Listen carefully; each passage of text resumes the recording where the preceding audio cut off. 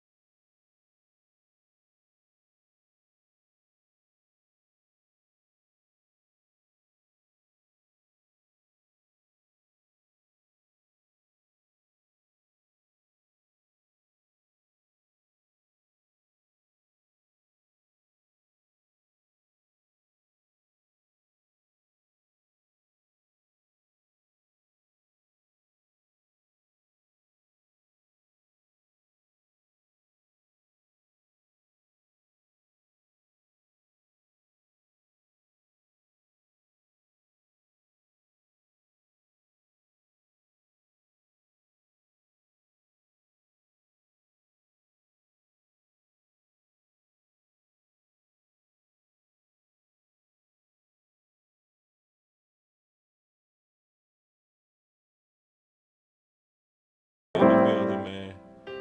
I, the savior. Man, going crazy. No, you low key the savior, bro. You saved my mind this off season. Want me to tell you how, bro? How you did that? How I did that, man? Man, you did that with this interview that you did. Oh man, with Jalen Tolbert. Shout out, man, to you boys, man, because man, and we gonna get into that. We gonna get into that. All right.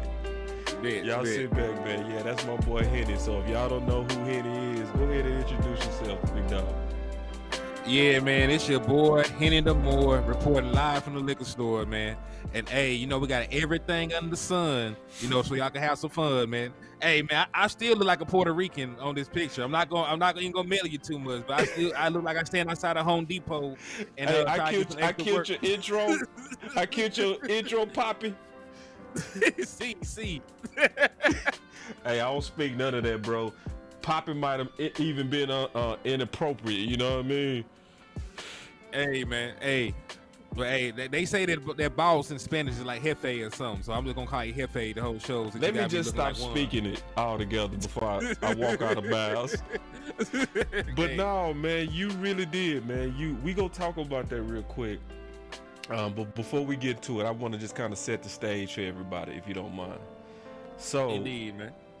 We gonna be obviously measuring that Kool-Aid today with Henny. So we always start with the Kool-Aid report, okay? Let's do it. But see, if you look closely at this Kool-Aid report, it got Big Game James in that low corner. You see Big but down there, dog? I see him. He's trying to hide. Why he hiding behind the kid drinking the Kool-Aid? Dog, he ain't hiding. He ain't hiding. But see, that's a big... Well, I had to talk about that, bro. I had to talk about that, so we gonna talk about that. But what I really want to do with you is I'm gonna really dig through that Finley video with you, and we gonna comb through that which is about Mike McCarthy. I think you're one of the best people to talk to when it comes to Mike McCarthy. And then we go through some concepts with Jalen Tolbert as well. You told me to make sure we had the all 22 on his touchdown, so you can break that down. So we go through the film. We go do all that today, because we got Henny the more. All right. So let me go ahead and jump into this Measure Kool-Aid report. All right. And I'm gonna start with my boy Big. Then we start getting into our business. Okay. And we gonna take some calls today, man. We gonna do it all today. We gonna do the whole thing, bro. So here we go. It's a big thing for Boss Cowboy to actually say publicly that he drunk Kool-Aid. Listen, I do not drink Kool-Aid without first measuring. Yo, Big Cuz in the back, man. Who in the back? Nah, I see West Cuz in the chat box. Oh, West Coast. Yeah, what's up, Wes? So check this, man. I had to start with this first, bro, because honestly, it's a good sign for Cowboy Nation. All right. So me and you gonna talk about this a little bit. This is because this come down to kind of knowing who you dealing with. When I saw my boy Big Game James with that cup on Twitter, I said, hold up. Wait. He say now see, cause I know him, my boy say he close to sipping. That mean he ain't drunk yet. But see, I do know this, Henny. It took him to the playoffs to pick up that cup. So the fact that he already got that cup in his hand, bro. And I know Big, he just like me. He won't even consider Kool-Aid without measuring it. So, like, what does that say, Henny, to the optimism of our season, bro? Man, there's a lot to be very optimistic about, though, man. When you just think about what we added. Now, listen, we were a 12-5 team last year, and we had a wide receiving core outside of CeeDee Lamb that had negative EPA, right? So you don't know what EPA means, man. It just knows that they were not very effective, when the ball was thrown their way. They were not winning, on their routes, anything like that. Matter of fact, Noah Brown and Michael Gallup, were towards the bottom in the entire league. And there's like hundreds of wide receivers. They were towards the very bottom, in separation among wide receivers. And even with all that, Dak Prescott still averaged 30 points per game when he played.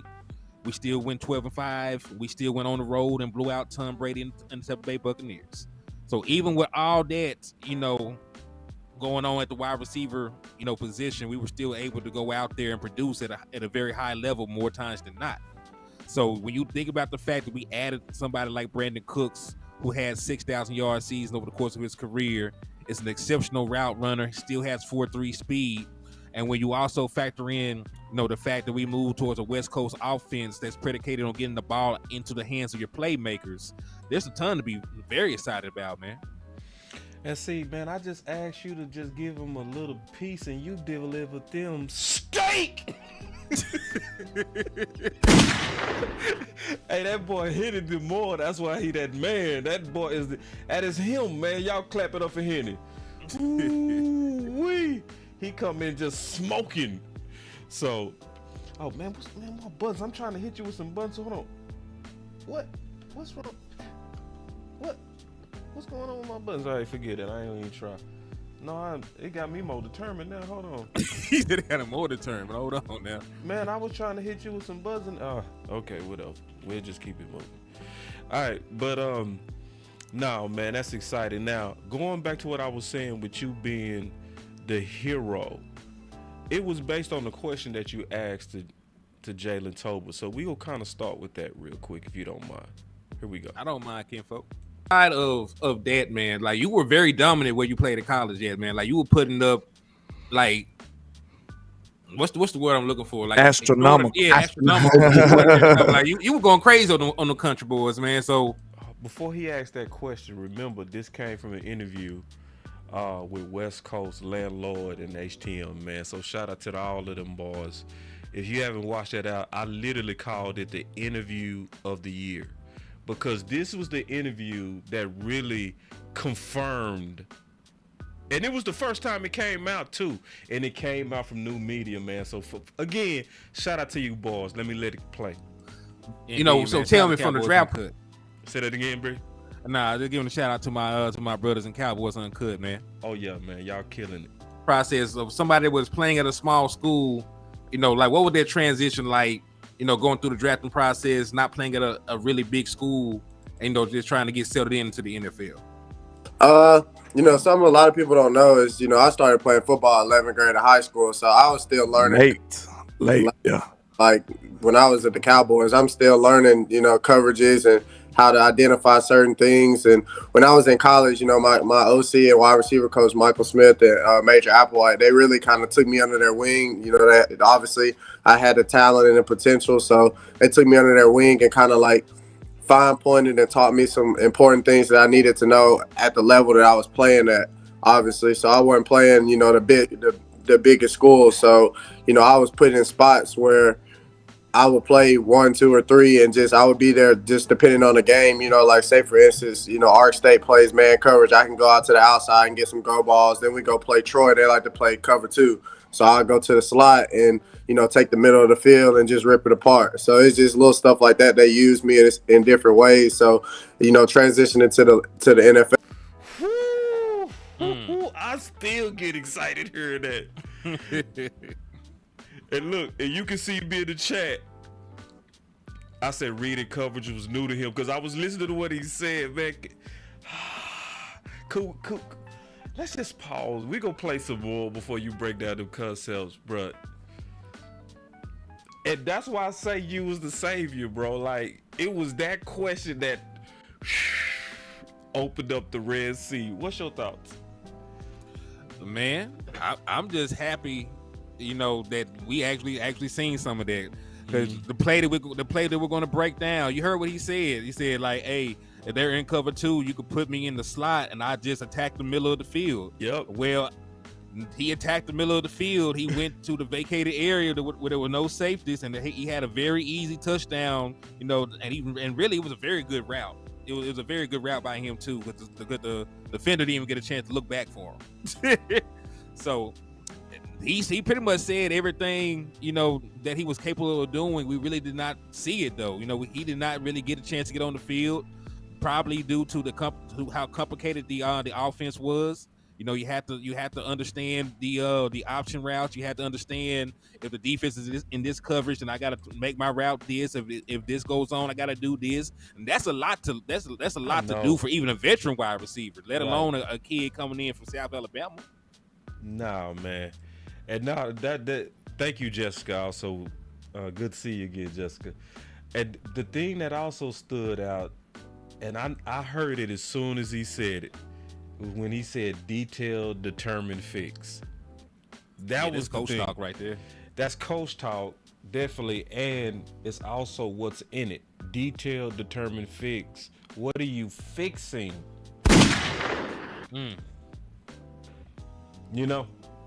So real talk. Yeah, so it was, and they wasn't intentionally taking shots at Kellen Moore, but they was obviously in a mode to fix the problems that his offense caused. So let me keep playing it, and then we go get into them concepts real quick, and then we go get into like Mike McCarthy and Finley and all that kind of stuff. But here we go.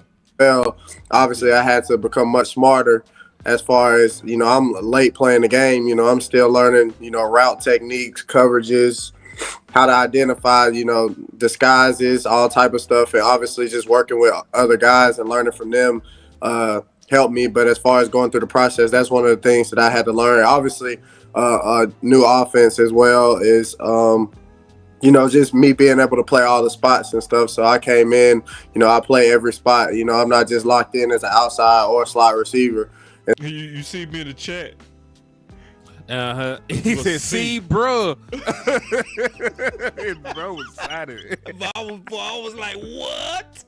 See. So that's a strength of mine, is just being able to move around and do that as well. So I think that was the transition for me from college, playing at a smaller school, to go. And I feel like people think about, you play at a smaller school, the competition is obviously in certain aspects the competition is not the same, but I still play people that, you know, were at bigger schools that came down because they weren't playing up there, or we played a big school. You know, I played Tennessee, I played Nebraska, played teams like Coastal Carolina was a powerhouse at once upon a time.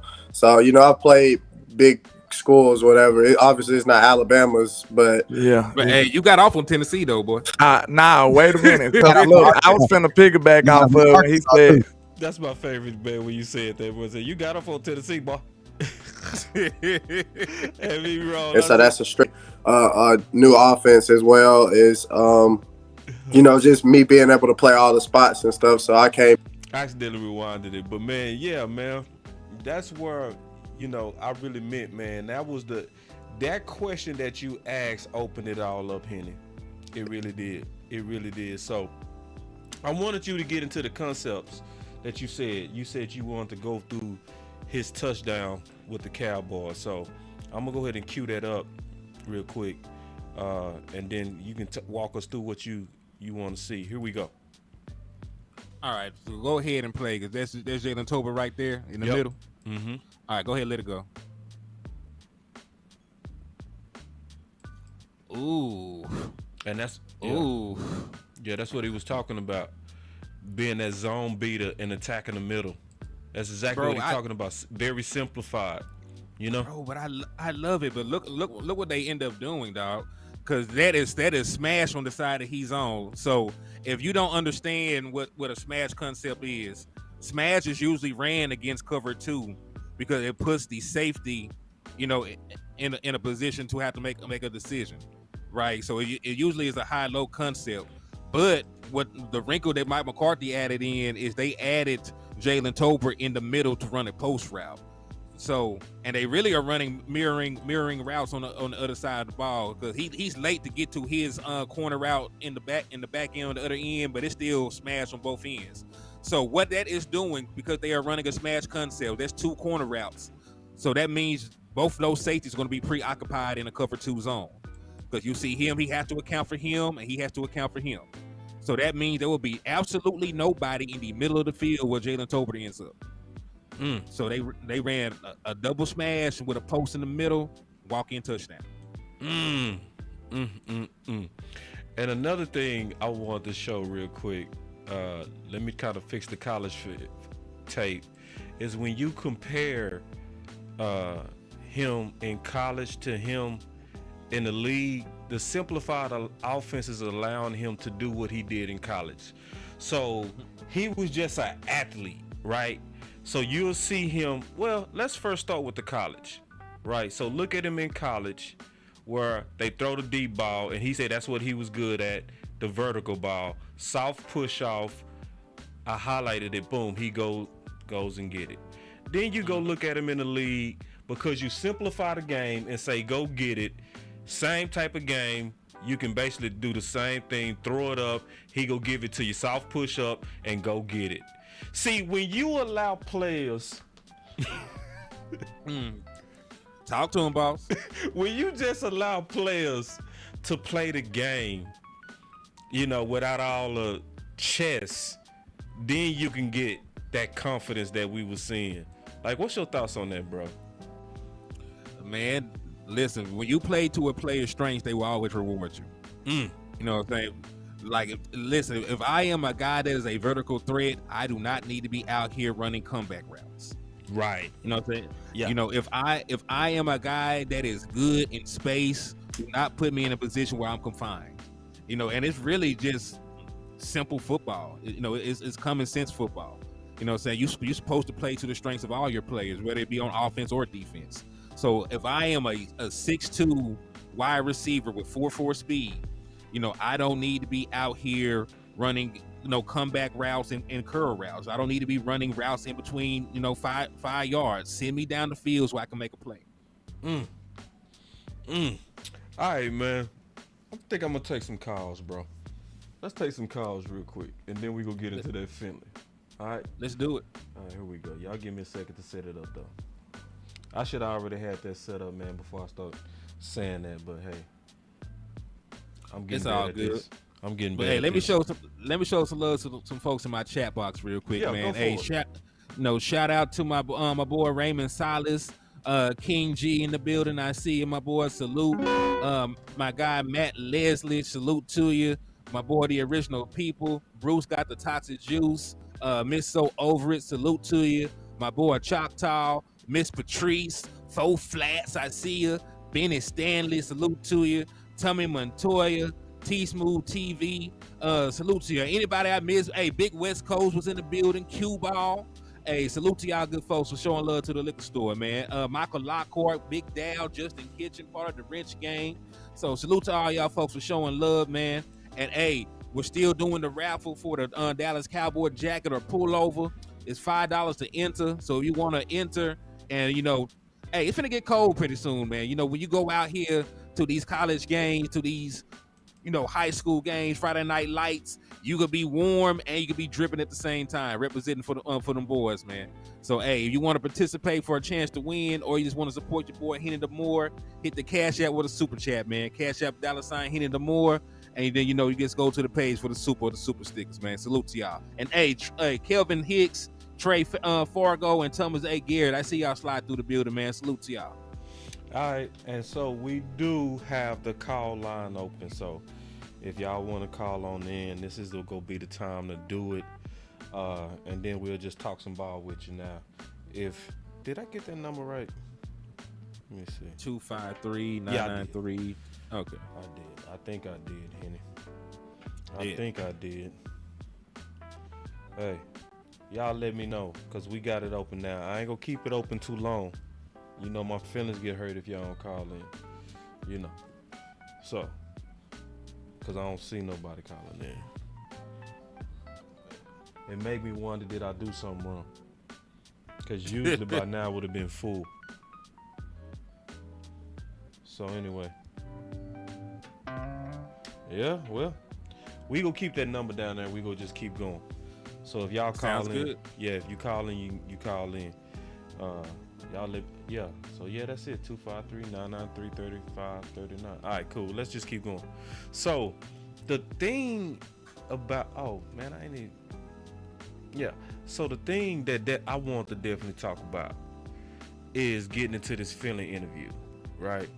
So I'm gonna replay it now. That 1-2 punch. We'll talk about that. Then we're gonna talk about the tight end. That'll have us all the way caught up. Then everything after that is gonna be new. Okay? Everything gonna be new. Alright. So here we go. Ronald Jones, Deuce Vaughn, he got some people, man. The thing Pollard got is he can hit the home run play at any time. Hold on. Now, we lost Zeke, and now we got 3 running backs that are coming in. Yeah. It's our running game. Do you see it being a struggle? But I think we were talking about Tony Pollard. We were talking about with Tony Pollard. Ronald Jones, Deuce Vaughn, he got some people, man. The thing Pollard got is he can hit the home run play at any.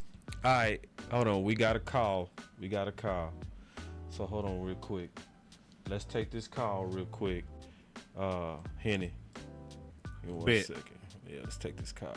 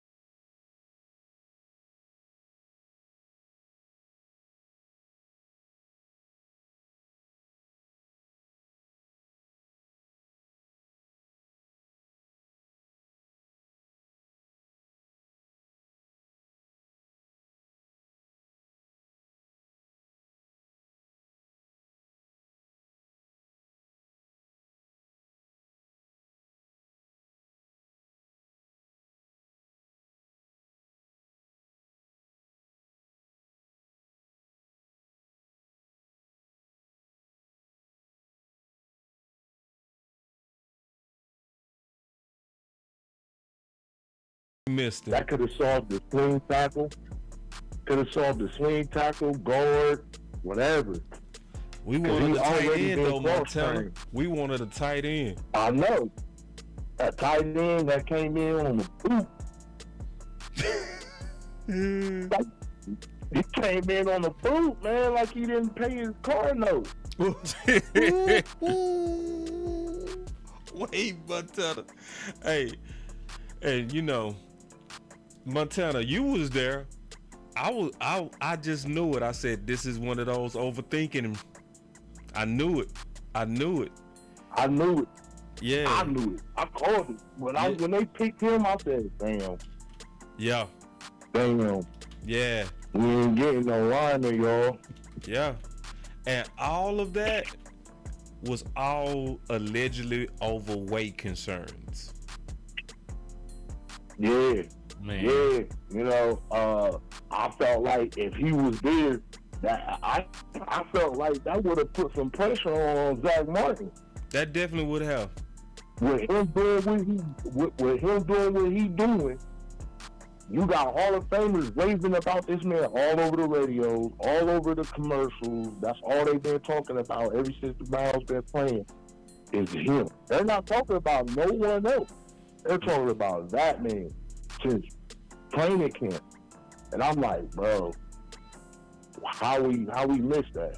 All because everybody was so concerned about his weight.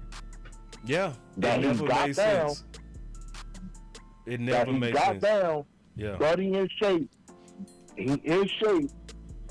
3 games in. Not one sack? Not one pressure? You basically just translated from what you was doing in college? Yeah. Yeah, that's crazy. Still. I gotta tip my hat to the Browns, man. You gotta steal, bro. Hey, and I called it. You know what I called it, bro? I called it DK Metcalf 2. Yep, basically, because they was everybody was overthinking doing it, the and same that's thing to DK.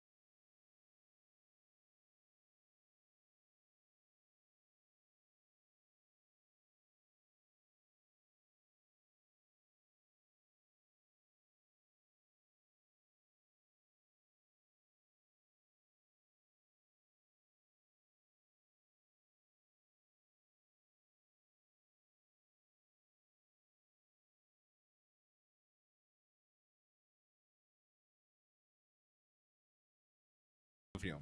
If Mozzie Smith and Hankins can keep him clean, I can see him causing havoc on running backs, getting to the quarterback. He's a guy that can blitz. They used to send him on blitzes in college in Texas. He's a guy that can cover. I really love the Overshown pick.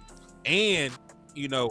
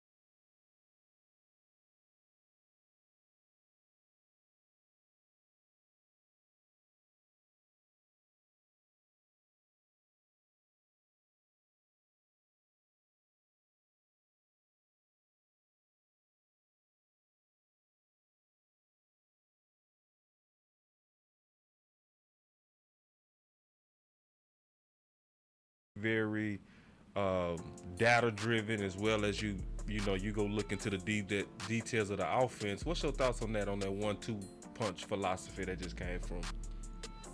Well, I mean, there's been plenty of teams that have been successful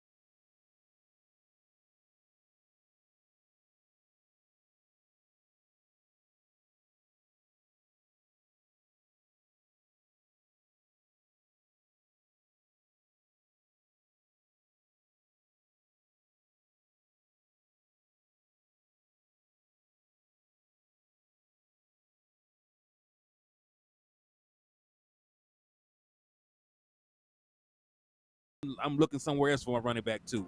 And Malik Davis, you are guilty of not doing shit. So that is what you are guilty of in the eye of the public. No more cussing. No more cussing, bro. Oh, I'm sorry. I'm sorry.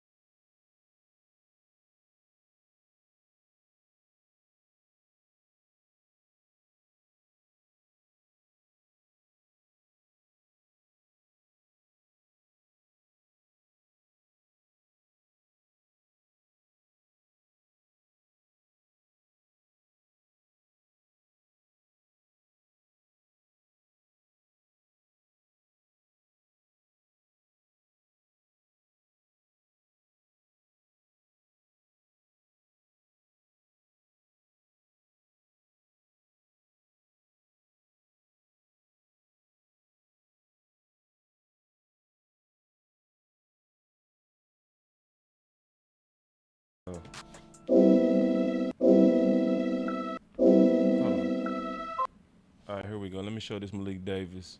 I hate to show it, but here we go.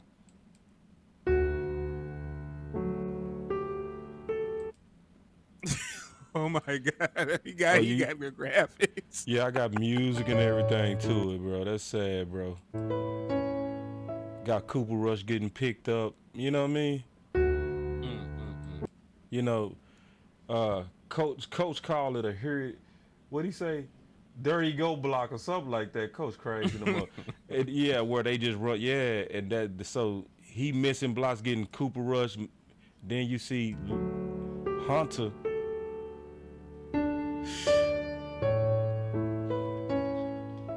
Yeah, so everything you said was right, bro. Real talk. Like in terms of what to look for.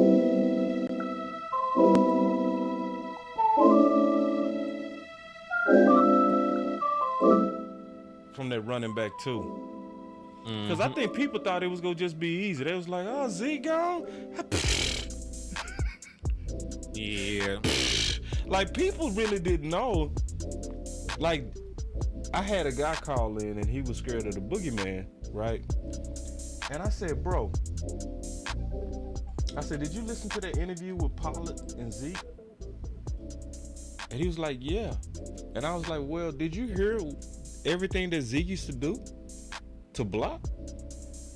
Yeah. It's like, so you understand that Zeke used to go to the offensive line room to understand protections, and he used to pick up blocks that wasn't even his.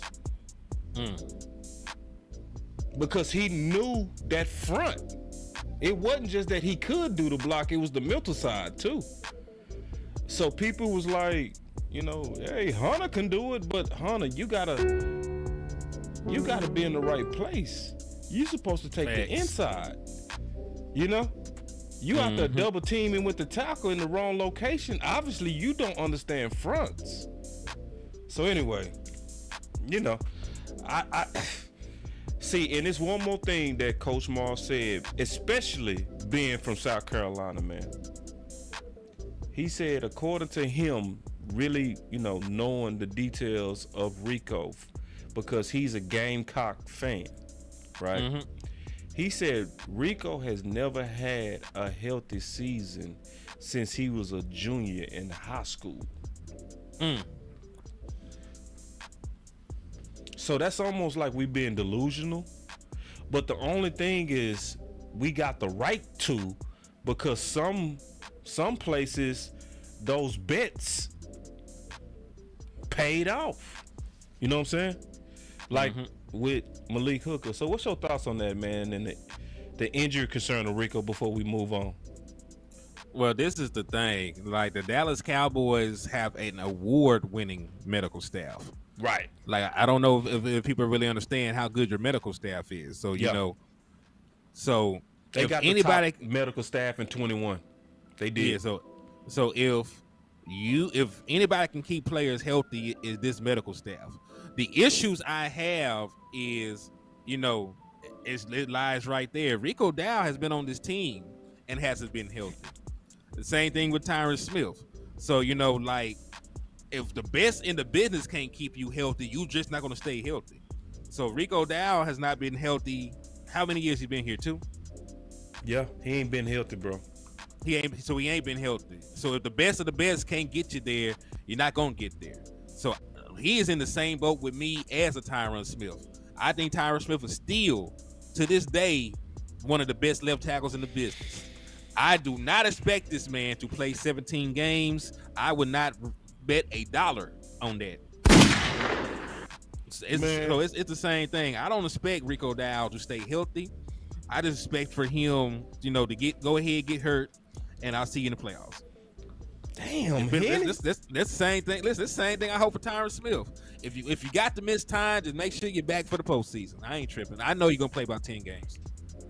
Man, y'all clap it up for Henny, man, because this is one thing I love about Henny. He speak his mind. I love it. Ooh, my button ain't working. My boy speaking his mind, bro. Ooh, wee. I appreciate that too. See, y'all, people got to learn to appreciate people that just speak it boldly, honestly, no filter, no chaser. I love it, Henny. Ooh, wee. Hey, I appreciate that. No, man, I appreciate people that just tell it like they see it. You see, that's my type of dude right there, man. Some people don't like Henny style. That's my type of style, for real.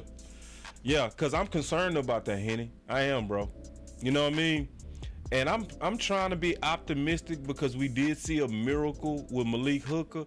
But how many times we gonna ask lightning to strike 3 times?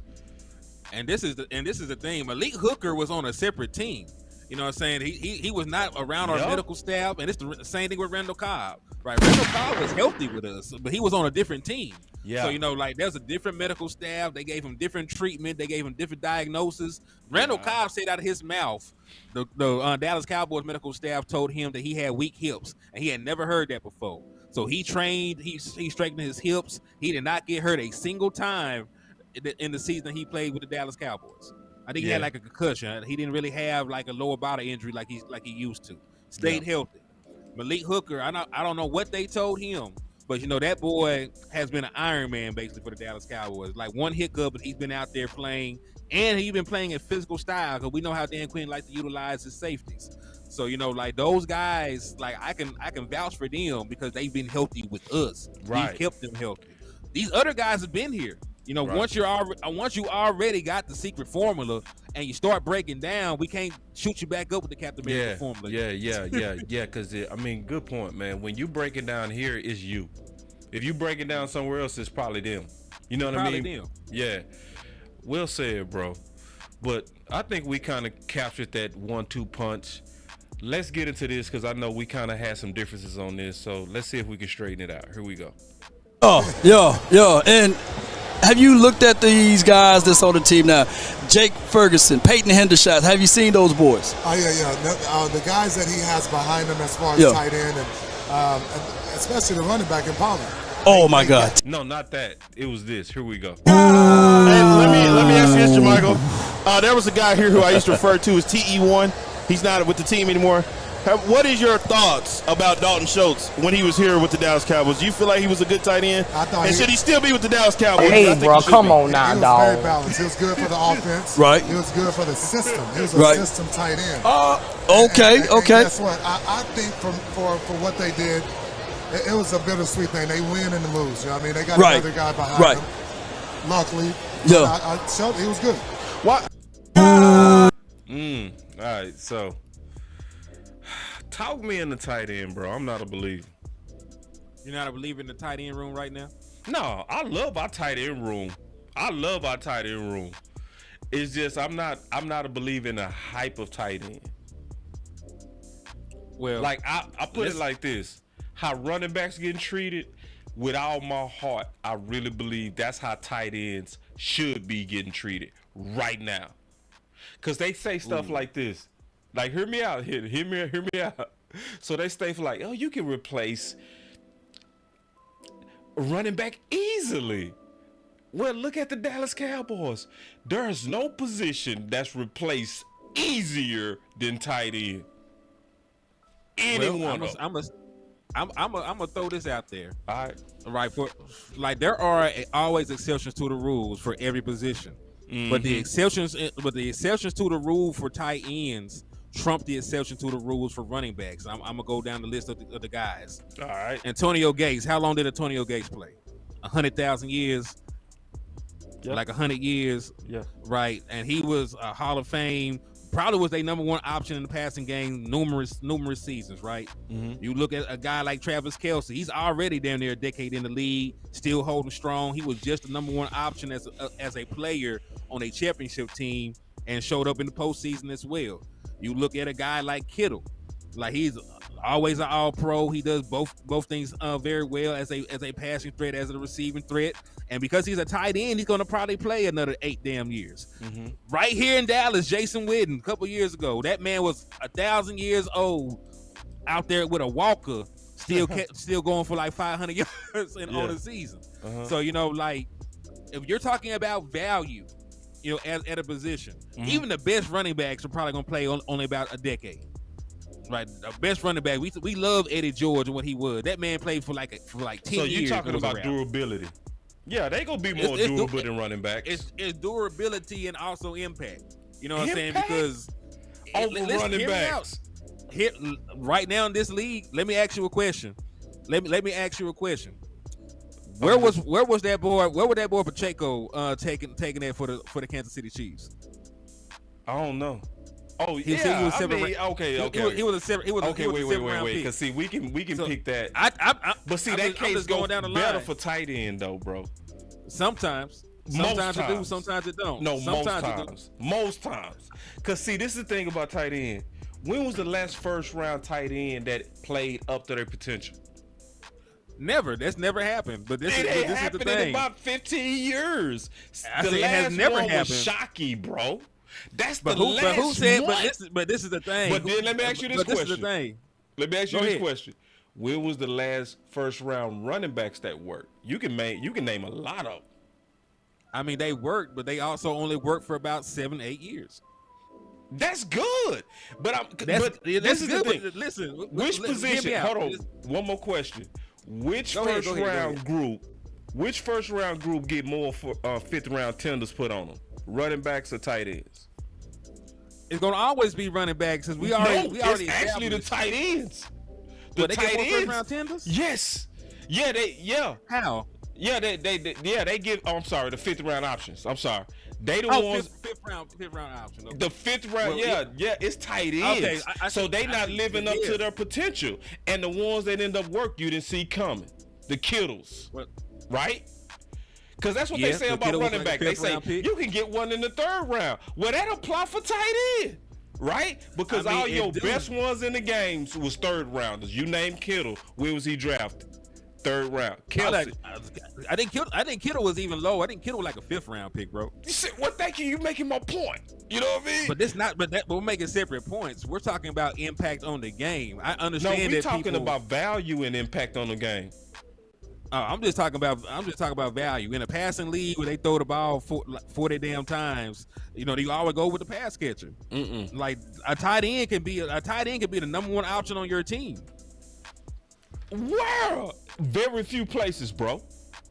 Depends. It depends on the tight end. Very few places.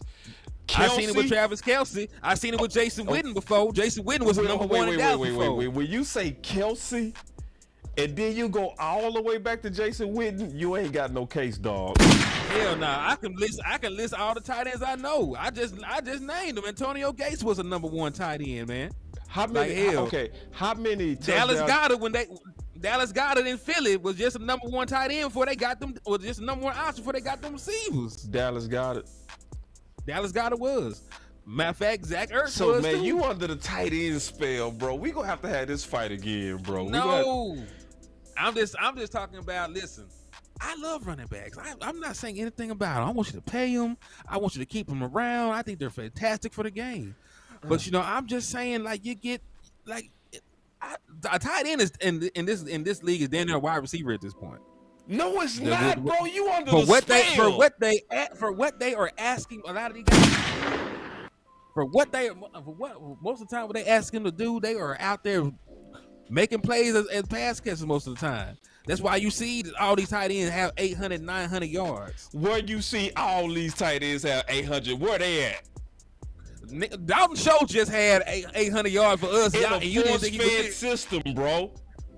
Man, y'all be hating on my boy. No, I know it. I ain't hating no Schultz. Okay, hold on. Jermichael Finley called him a system tight end. Was he hating? I don't know the man. He wasn't hating on him, bro. He was telling the truth. I'm meddling, man. He might be a system tight end. Jermichael said it, bro, and he was right. And we've been saying that. He was a product of Kellen Moore's option route system. That's why they paid him $10 million, and it was a waste. Let's get back to. Hold on. How you gonna say it was a waste when he played 5 games without Dak Prescott? No, like, nobody looked good bro. Nobody had looked good without Dak Prescott. Bro. If Dak Prescott had played, hold on, hear me out. If he played 17 games with Dak Prescott, he would have had another 700, 800 yards and however many touchdowns like the year before. You ain't telling me, because Dak Prescott's going to throw the ball to a damn tight end. You know he's going to throw the ball to the tight end. No, that system was going to throw it to a tight end, bro. I never thought that you would be under the spell. You are under the tight end spell, bro. What? Listen, you are on the tight end. You on a tight end witch hunt. No, like you want to persecute the tight. You trying to burn the tight ends. You believe that hot pocket football is like real football? Hot pocket football is not real football. When you want a hot meal without a big deal, what are you gonna pick? Hot pocket. That is what Schultz was. Hot pocket. He was king of finding the soft spots in the zone because that's what the offense required. And he got paid $10 million for sitting in soft zones. No, sir. I mean, how many soft zones did he find to get 800 yards and 8 touchdowns? A lot of them, bro. A lot of them. I got the film, bro. Don't make me break out the film. I know you got the film, but let me ask you, does it matter how you got 800 yards? Yes. Does that matter to you at the end of the day if you got the yards and the first downs? It matters. It matters. Since when? It matters. At the end of the day, if it leads to me winning the game, does it matter? No, it does, because it's about degree of difficulty, bro. Man, no. Since when? Since when has football been about the degree of difficulty? Football is always about finding mismatches and exploiting mismatches. No, because see, so are you Bill telling me Belichick did that for 20,000 years, bro? Is that what you telling me? That's not what I said. But so I did say. Oh, man, listen, I didn't even want to fight you. We was friends at the beginning of the show. Listen, you were the one trying to assassinate Dalton Schultz. Dalton Schultz ain't did shit. No, I showed you what you just shot him. Jermichael said. How is that assassinating him when I'm quoting an NFL Super Bowl winning tight end that played for your coach? First and foremost, hold on, I ain't gonna throw shade at Michael Finley. I like the man. I want to interview him. He a Cowboy fan too, by the way. Okay, so I definitely ain't gonna say nothing. I'm definitely not gonna say nothing about Jermichael Finley. You know what? OG guy, he know what he's talking about. He gonna even go there, rap with my boy. Yeah, man. No, man. I listen. But see, Jermichael said it. He called him a system tight end. See, now we got athletic tight ends. You know what I mean? I like this. I like that we got playmaking tight ends, bro. My boy say play that song again. You know I got you, man. I got to play this for my boy Henny, man. When you want a hot meal without a big deal, what are you gonna pick? Hot pocket. Man, that's what you want. Pay him $10 million. I'm like, man, no. So put it like this. You know, if we were gonna pay them $10 million, we could have kept Amari. Listen, they were gonna get. Listen, we all know that money was not the reason they got rid of Amari. I know you're right. I'm not gonna play that game because Amari Cooper could have restructured like he did with the Browns, and that man only made like $5 million the other year. You finna make me cry. I just cheated. I tried to hit the chat in their emotions because you know when you say Amari Cooper, that's gonna make people mad. I tried to. That's cheating, hey, bro. But for real, let's talk about the tight end position a little bit more thoroughly. Okay. Like, do you have the rest of what Jermichael said in regards to tight ends? I know you got the clip. I got some more of it, yeah, because he did go in depth on tight ends, and he really but to just elaborate on what he said, he basically was like, being a system tight end is not bad, but what we have now is more athletic tight ends, just you know, so. What we showed even this weekend with Ferguson. When was the last time we had any tight end go vertical, bro? Not often. Yeah, the fact that we sent Ferguson vertical. When has Kellen Moore's system ever had a tight end go vertical? Ever?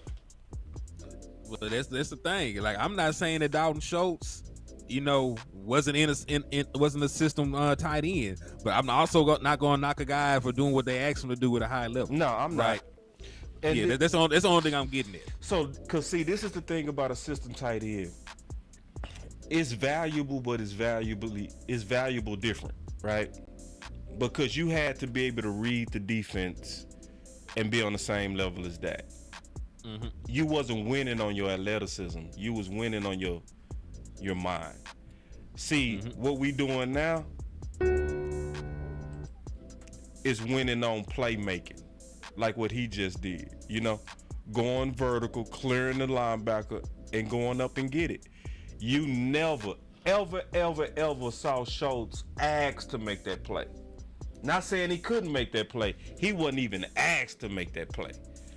I think he did it one time against like the Raiders where we did not have Amari Cooper and CeeDee Lamb. He went vertical once for that touchdown. He did. You remember we were down against the Raiders at home on Thanksgiving, the game we ended up losing in overtime. You sure he went vertical though, bro? Are you sure? It was like a 30-yard touchdown. Yeah, he had to go down the field. Okay, I'm just making sure because you probably right. Listen. You're right. He doesn't do it a lot. That's why I remember the shit. Right. Exactly. Yeah. But then, it's one thing I want to do with you today, bro. We go do this another time. You got to come back, man, because I'm really, honestly, man, I'm having a good time with Henny, man. Y'all clap it up if y'all enjoying Henny like I'm enjoying Henny. One thing I want to do, bro, is I already know, because I looked at it, is that John Stevens was blocking good, bro. And I even brought that up yesterday with Nick Harris, who's with .com, right? Mm-hmm. So I brought it to Nick Harris from .com, and who also was a scout for 4 years. 4 years. So I said, hey, Nick, from what I was looking at, it looked like John was actually blocking very, very good. Not elite, but getting the job done. He said, I saw it the same way. Then I listened to Patrick Walker today, and they said John Stevens has been the most consistent player in camp. So what's your thoughts on the new athleticism between what they doing with Ferguson and then John Stevens? Man, like we got athletes, right? I'm gonna say this. I brought numbers. You know what I'm saying? That was what I was doing before I jumped up on here with you. I'm gonna let you show the film, but I think the usage of the tight ends is gonna come down to themselves, man. Cause I got something I wanted to point out and show to y'all. Talk to me, right? So let me go ahead and share the screen with y'all. All right. Windows, booyah, share. We getting fancy, man. We sharing screens over here now, man. Y'all clap it up for Hen coming ready. So yeah, I put together some numbers for the tight end number 1 in Mike McCarthy's system. The only year that I left out is 2015 when he was not actually the play caller, right? So 2016, the leading tight end for his offense was Bubba Franks, 53 targets, 25 catches, 232 yards, not a single dub. Donald Lee, a little bit better of an athlete, 63 targets, 48 catches, 575 yards, 6 tubs. So with Donald Lee again the next year, 50 targets, 39 catches, 303 yards, 5 touchdowns. So first 3 years, these guys were not these super freak athletes. They weren't really even, that good as tight ends. I'm not even gonna sugarcoat it. Then Jermichael Finley got there, and you see the targets and everything else goes up. So 2009, his first year with Mike McCarthy, he had 72 targets, 55 catches, 676 yards, and 5 touchdowns. So he already, in his first year in that system, eclipsed everything that the previous tight ends did in total targets and that's total catches. Let me pause you real quick. That also says a lot about Mike McCarthy too. It does, because it says that if you come in and you making plays, he gonna target you. He gonna give you the ball. He gonna give you the ball. And that's really what you hit the nail on the head, bro. Because that's exactly what I'm trying to get at. But look, Jermichael Finley only played 5 games in 2010. He still ended up being the leading tight end in targets, catches, and yardage. They fed the hell out of him. Right, 26 targets, 21 catches, 301 yards. Because after Jermichael Finley went down, Mike McCarthy said, "F it." He went to a 4 wide receiver set, and they passed their way to the damn Super Bowl. And they won the Super Bowl with the 4. Because they had Jordan Nelson, Jones, Josh Jones. Then they had Givens, Driver. Greg Jennings, Driver. Those were the 4. All right, so Jermichael Finley came back healthy the next year. Went crazy. The boy had 92 targets, right? 92 targets, 55 catches, 767 yards, 8 tutties. Ooh. Last year, Jermichael Finley though. Yeah, 87 that's when he hurt catches, his neck. 87 catches, 87 targets, 61 catches, 667 yards, and 2 touchdowns. And real quick, shout out to TZ for Light Texas for the $5 raffle entry, my boy. I see you. Thank you for the love and support. All right, so again, Andrew Quarles ended up being the leading tight end the next year. Finley was on the team, but he was only regulated to like a handful of games. Yeah. Quarles, less of an athlete, 53 targets, 32 catches, 312 yards, 2 tutties. Next year, right? Hold on, I went too damn far down. Hold on. Next year, Quarles, 46 targets, 29 catches, 323 yards, only 3 touchdowns. Right. He sort of had a resurgence in 2016 when he got Jared Cook. Right. We even seen Jared Cook make that play against us in the postseason. So 51 catches, 30 touchdowns, 377 yards, a touchdown. Martellus Bennett, it was about a wrap for him. 38 targets, 24 catches, 233 yards. And then a bright spot all the way at the bottom. Damn near resurrected his career if he has more touchdowns. Jimmy Graham, the former basketball player, super athlete. 89 targets, 55 catches, 636 yards, and 2 touchdowns. Right, and then we know that Mike McCarthy was not the head coach again until he came over here. I did not include anything from Dalton Schultz because he was not the play caller. So if you look at the numbers, when he had a tight end that was him athletic. Yeah, he got tight end. He fed him and got the ball. When they were gone, if they got hurt, if they left the team, if anything happened, he fed the receivers. He did not try and bust his head against the wall trying to figure out how to get the ball to no damn tight end. So pretty much what I'm saying going forward, there is not a single tight end on this team that is proven. We love Jake Ferguson. He ain't showed me shit yet. I love Peyton Hendershot. He ain't showed me shit yet. Them boys got a handful of catches and a handful of plays they made. I love Stevens. Boy, you ain't played an NFL game yet. Sean McKeon, boy, you been here 30 years. You got like 2 catches. You was out the door. Luke, my guy, we spent a 2nd-round pick on you. You better be somebody. So there's not a tight end on this team that has proved himself yet. And if they don't prove themselves, Jalen Tolbert going to have 1,000 yards because they're going to be throwing the shit out that ball to the wide receivers. I promise you that because that's the track record of Mike McCarthy. Either you him or you ain't. See, and I'm gonna be honest with you, bro. That's why I'm starting to believe in this John Stevens even more, bro. I'm believing in it from what you saying when you put and compare your notes to my notes. Cause see, that was your notes. And matter of fact, first of all, y'all clap it up for Henny first before we continue. Cause I just love how Henny came to cook. He not playing around today. Henny came to cook. We need your face back though, bro. Bring your face back. Hold on. That's what I'm trying to do. Talk this thing out. There we go. Okay. Yeah, man. Ooh, boy, y'all clap it up for Henny. But then I want to kind of showcase, like, because we comparing notes now. Research for research. Okay? So you researched the tight ends. I looked at all of Mike McCarthy's first round draft picks. Ooh, okay. Right? And I looked at the size of the weapon. Dog, hold on. Y'all give me a second. I'm in my book, y'all, so y'all give me a second. So I also looked at the type. So tell me what you see from just looking at this list. I ain't gonna even tell you. Just tell me what you see. If you look at the years and look at the weapons, tell me if you notice something. Let me see.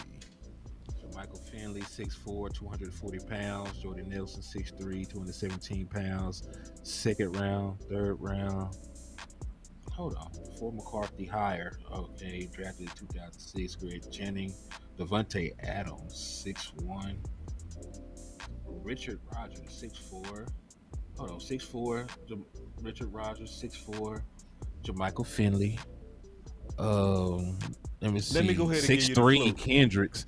Let me tell you, 6'5". as time advanced, his weapons got bigger. That's what I'm looking at because it went from 6'1" to 6'3" to 6'4" to 6'5" to 6'5" to 6'5" to 6'7". So when we comparing notes, it's also a type. Now, this is what make it real. I wrote this in 2020, bro. You see what I'm saying? Because I was writing a Boss Cowboy Guide, and I was trying to figure out what is he gonna come in here and what's gonna be his philosophy and who is he gonna target and what type. You know what I mean? So so please also send me your notes, bro, because I'm gonna put that together with my notes, and I want to kind of look for more clues. And good job on that.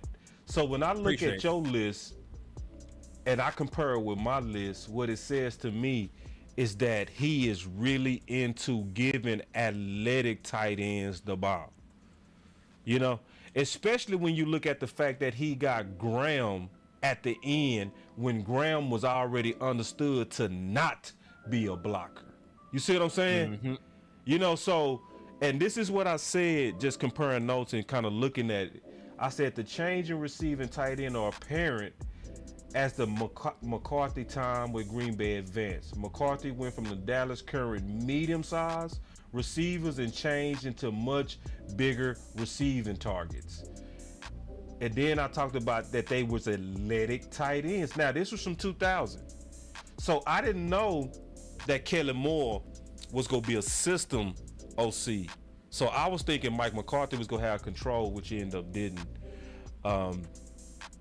So it was a couple other things I wanted to get into. That's what, and can y'all see why now I said Henny the right one for this conversation? Can y'all see? I knew exactly what I was talking about when I said for this conversation, it's nobody better than Henny. For real. Like Henny is the one for this one. I'm so glad that we having this conversation. I think it's a very good dialogue. So I want to highlight the rest that I ain't even show yet.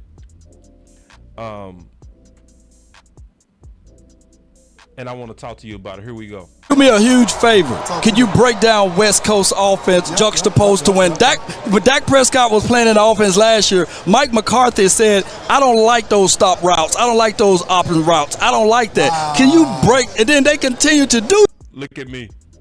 that. Something that he said he didn't like. So can you break it down? Yeah, I can. You good.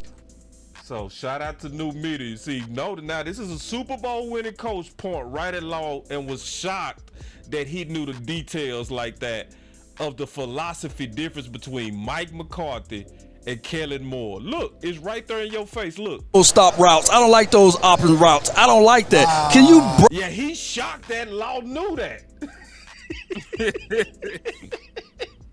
He said, wow, look. Right, and then they continue to do that.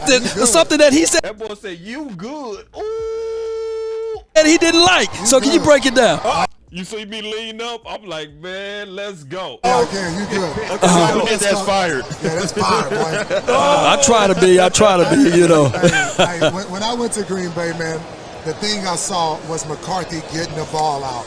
He got the ball out. So the West Coast offense is very intriguing to me. They do their thing. And guess what? You got to be very smart at that quarterback. Okay. One thing Aaron Rodgers is very smart. Oh, yeah, he's smart now. And we didn't touch the field often. We was more classroom settings. So we done a walkthrough, prepare for another walkthrough. Okay. Then we touch the field. Okay. You know what I mean? So that's what McCarthy brings to it and that West Coast offense. But Dak's got to do more audibles. He's got to audible things. When he see a linebacker doing something, right, he's got to replace the ball with the linebacker. And that's what Aaron Rodgers did. Man, my goodness, man. That's some gems right here, Jermichael Finley, man. So, Jermichael, now, when Mike McCarthy got here, I said that Zeke Elliott's probably going to suffer the most under Mike McCarthy because I felt like McCarthy was a passing coach instead of a running coach. Notice he said, yep. Did he hesitate with that? Not at all. Let's keep going. Is that kind of true? Was I off a little bit there, or how do you? He's not a running coach. He's not. So I thought Zeke was going to suffer. No, he didn't. But at the end of the day, when I played for the Green Bay Packers, we had 6 guys that were #1 receivers. Right. And Aaron Rodgers. We had Jordy Nelson, James Jones, Greg Jennings. Get it. Myself. Come on. Randall Carr was at the bottom there. Yeah, Randall Carr. Good Lord. So McCarthy, Was Jordy Nelson? Was Jordy Nelson? Yeah, Okay, White Jordy Nelson. Lightning. we call that Mr. Reliable. He's Yeah. Do me a huge Man, let's talk about that, bro. Oh! Hit it and got up on me. Oh. I'm gonna leave the camera right here because I want everybody to see him sit down. I'm not finna play this. I'm like, boy, you done walked off while the pastor was preaching. You know you going to hell. You were going to hell. Say everybody that clapped it out for Henny, take it back because he done walked away as the pastor was preaching. How you gonna go to heaven? You ain't even heard the sermon, Henny. Come on now. All right, anyway, let me keep going though. Cause I want to talk to Henny. Henny, how you gonna walk away, man, and the pastor was preaching, bro? And I done caught you done walked away from the church, bro. I was in the middle of stealing the church's money, so. Oh, so you ain't hear that? You ain't hear that? What he talked about? I'm gonna switch the subject, man. You wrong for that. Nah, hold on. Run it back real quick. That's the last part. Should I run it back or should we make Henny pay? Y'all only tell me what to do. Henny done walked away as the preacher was going. Then he gonna try to sit down and fake a sermon. Come on, Henny, you can't do that, bro. I only missed like the last 30 seconds. Oh, no. The last 30 was the heat. That's what I need then, man. All right, so let's just bring it back. We'll run it back for you, dog. All right, we forgive you, bro. Man, you wrong for that. That boy walked off. I tried to sneak back. Hey, sometimes that microwave be that important. You be getting ready to burn something. You be like, let me go get that. Let me go get that. All right, here we go. One more time. favor. Can you break down West Coast offense juxtaposed to when Dak Prescott was playing in the offense last year? Mike McCarthy said, I don't like those stop routes. I don't like those option routes. I don't like that. Can you break? And then they continue to do that. That's something that he said he didn't like. So can you break it down? Yeah, I can. You good. That's fired. Yeah, that's fired, boy. I try to be, you know. Hey, when I went to Green Bay, man, the thing I saw was McCarthy getting the ball out. He got the ball out. So the West Coast offense is very intriguing to me. They do their thing. And guess what? You got to be very smart at that quarterback. Okay. One thing Aaron Rodgers is very smart. Oh, yeah, he's smart now. And we didn't touch the field often. We was more classroom settings. So we done a walkthrough, prepare for another walkthrough. Okay. And then we touch the field. Okay. You know what I mean? So that's what McCarthy brings to it, and that West Coast offense. But Dak's got to do more audibles. He's got to audible things. When he see a linebacker doing something, he's got to replace the ball with the linebacker. And that's what Aaron Rodgers did. Man, my goodness, man.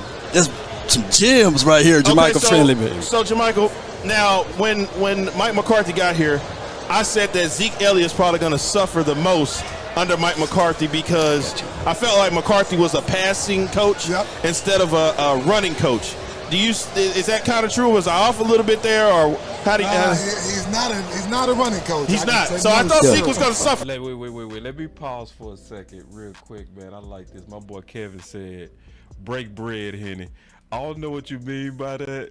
Hopefully, you mean. Well, I don't know what you mean by that, but I do want to showcase my boy CashApp. He's been putting in some work. So those of y'all who, that's on your heart, man, that want to support the homie, just the fact that he came with that long list of research on those tight ends, that alone deserves something. So show Henny some love, man.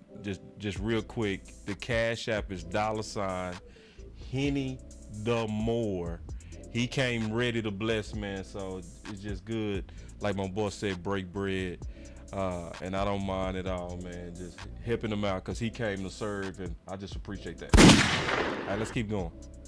Because he was saying he's not a running coach.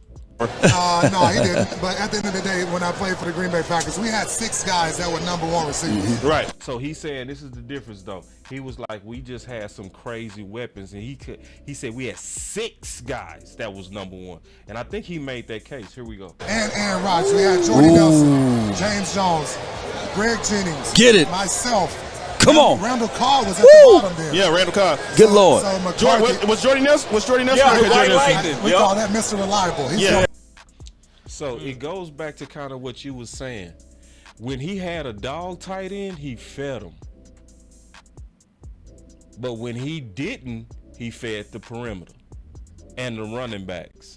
What it sounds like to me is that Mike McCarthy is a matchup adaptable play caller. True. That's what you hearing too?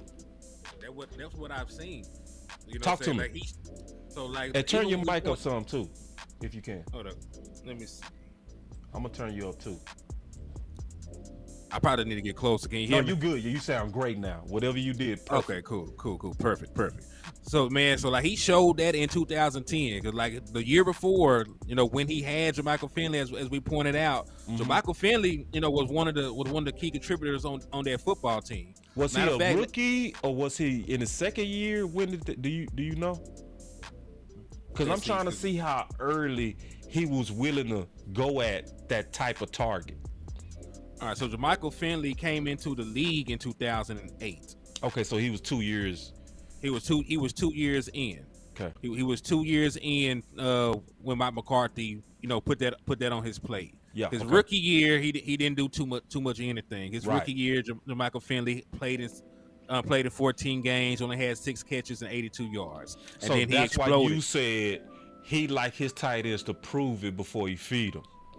Yes. Perfect. Man, y'all clap it up for Henny. Yeah, because ain't nobody came out the gate and did that for Mike McCarthy. Yeah.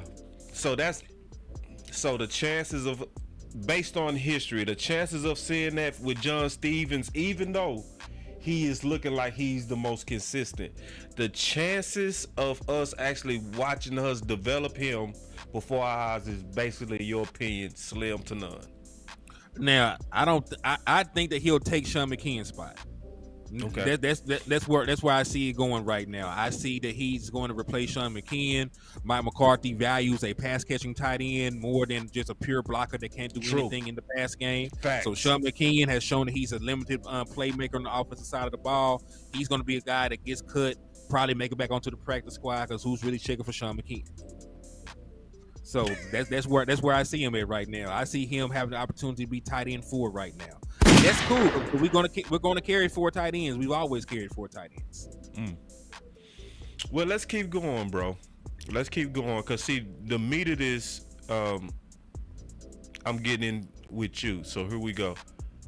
Let me play this, cause I don't think I played this before. So this is gonna be displayed for the first time. We're gonna break this down. Here we go. Let me ask you, how's his play calling gonna help Dak? Tremendously, man. Like I said, he didn't make Aaron Rodgers, but he put Aaron Rodgers in place to be successful. He put him in a position to win. Absolutely. And he was the guy that recruited Aaron Rodgers when he was the offensive coordinator for San Francisco. Right. And they passed up on Aaron Rodgers. Y'all remember that? Right. So that's why he said he'll never play there. Oh my goodness. Exactly. And him and McCarthy kind of, I don't know if they bump heads or not, but they who doesn't bump head with Aaron Rodgers? He let out a clue right there. Look. Oh my goodness. Exactly. And him and McCarthy kind of, I don't know if they bump heads. Oh, they bump heads. They bump heads. Because he said they kind of did. He said, I don't know. Yeah. See, because remember, he cool with both of them. You know what I mean? Mm-hmm. He won a Super Bowl with Coach Mike McCarthy, and the quarterback is his friend as well. So he, they family. So he, like we all do, we protect family. Let's keep going. Say he'll never play there. Oh my goodness. Exactly. And him and McCarthy kind of, I don't know if they bump heads or not, but who doesn't bump head with Aaron Rodgers? McCarthy is a guy that you want to play for. Right. Now this is the part, Henny. This is the part. And I think, not saying Jerry Jones is taking over all the things, but we do have eyes, and I do see. Okay.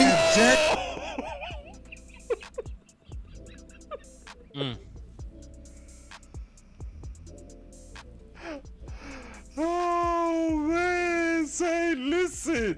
We do have eyes, and I do see. Okay. If Jerry Jones sit back and get out of it. I'm an owner. Okay. I'm an owner right now. And let McCarthy do his thing. I think. He say my owner. I'm an owner. Okay. I'm an owner right now. And let McCarthy do his thing. Let him get out the way. Like, what you mean, owner? What you mean? He's speaking the truth. Let McCarthy do his thing. I think McCarthy will be a Super Bowl contender. Whoa! Hit it. Come on, man. We got to talk about that. Let's do it. He said a lot, bro. He said if Jerry get out the way, he think Mike McCarthy is gonna be a Super Bowl coach. Oh. I mean, did he lie? I'm betting on Dallas to go this year. I am. You? I'm betting. Listen, I ain't seen too much craziness. We usually have a whole bunch of negative headlines. Right. Somebody that did something crazy. Right. You know, somebody. Jerry them talking too much. Yeah, like they not doing really that. Been like that. They done got out the way. They out the way. They out the and way. Listen, and they're making smart football decisions, and bro. They making smart football decisions. How many years? How many years? Which outside of this one would we have resigned Malik Hooker? How many years outside of this one would we have we resigned Donovan Wilson? How many years outside of this one would we brought back a Dante Fowler when we already had pass rushers that they like? Right. How many? We ain't drafted a first round tight defensive tackle in I don't know how long. You got to go back to like the 80s or something like that. So like the Dallas Cowboys are doing everything we asked them to. They address wide receiver 2. They address cornerback 2. Yes. They address your run defense. Yes. They brought in linebacker depth in the draft. Yes. They kept your nucleus of your defense together in that safety room. They got rid of Kellen Moore. That was the one what I knew was. Man, that's what I said.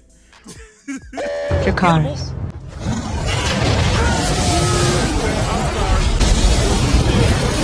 You still cooking over there, bro? Cause listen, man. Listen, Kellen Moore would have been head coach. Would have been the head coach of Dallas Cowboys a couple years back. Cause they liked him. They've been grooming him. He was gonna be just like Jason Garrett, somebody they were comfortable with.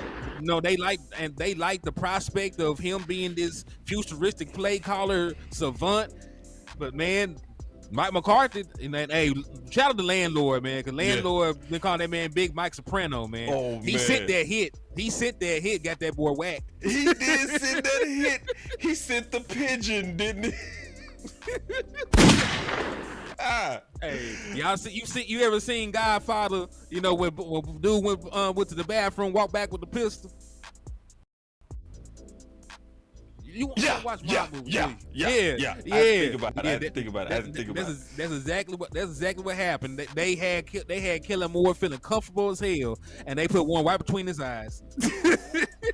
Hey, but it was a war that came with that too. Hey, there was some fallout. It was a fallout. Hey, but it when was that some blood in the casualties street behind that. It was some blood in the streets. But hey, we still gonna eat. Yeah. We still gonna eat, man. I am a little bit concerned though, bro. About what? Talk to me.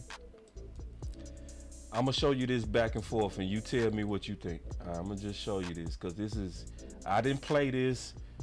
I didn't never play this. I saved this, and me and you go talk about this. All right. Big. So this is kind of some heat, and I'm gonna really break this down. Hold on, real quick. Let me just pull it. Oh yeah, here it is. Yeah, y'all check this out. Then we go talk about it. All right, let's go. I was going to say, what you just said about Mike McCarthy and Jerry Jones. Yeah. A lot of people speculate that this is Mike McCarthy's last year. Do you feel this is last year in Dallas? If they don't win something. Oh, yeah. No, it shouldn't be, though. There you go. Hold on. So you got to watch that whole exchange. Look at Philly, his body language and everything. See, Philly, you know the thing about Philly, he give it away. If he played poker, I would turn him up. But look. I was going to say, what you just said about Mike McCarthy and Jerry Jones. Yeah. A lot of people speculate that this is Mike McCarthy's last year. Do you feel this is last year in Dallas? If they don't win something. Oh, yeah. No, it shouldn't be, though. There you go. It shouldn't be. And he pointed right at Law and said, there you go. Boy, say, listen, let's keep going. Look. Hold on. This is first year. It should be his first year, bro. It shouldn't be if they let him run the offense. There we go. Man. Y'all hit. But the team don't win. Gets who goes first. It's the head coach. Yeah. He goes first. It show you life ain't fair, because to be honest, how can somebody have a OC that didn't believe in your philosophy, but now this is your last year, but right. they put Kellen Moore with Mike McCarthy. I think they need to reclaim Mike McCarthy's time. And start it over. Start it over. Start it over. It starts now. That's sad, bro. Because he laughing at you, boy. He like, boss, it don't work like that. Now, peep game. Boss, yeah, you was right when you said life ain't fair, but you went too far on that reclaiming my time. Look at him. Look. And start it over. Start it over. Start it over. It starts now. Like, because they the ones that put Kellen Moore on him. Right. And he clearly said he wasn't a fan of option routes, and they kept running it. Let's do it. Your head coach not liking it. No, McCarthy's the man. I got to give it to him. He's the guy. That's good to hear, man. And I want all of y'all to know this is coming from somebody who got the play calls from Mike McCarthy. I'm going to look in your face and say it. Oh, my Lord. That says, just to be honest, did Henny leave again? Is he froze? Nah, I'm not froze, man. Okay. I'm just trying to get some numbers together for you. But I got them right here anyway. Okay. So let me ask you a question. Mm-hmm.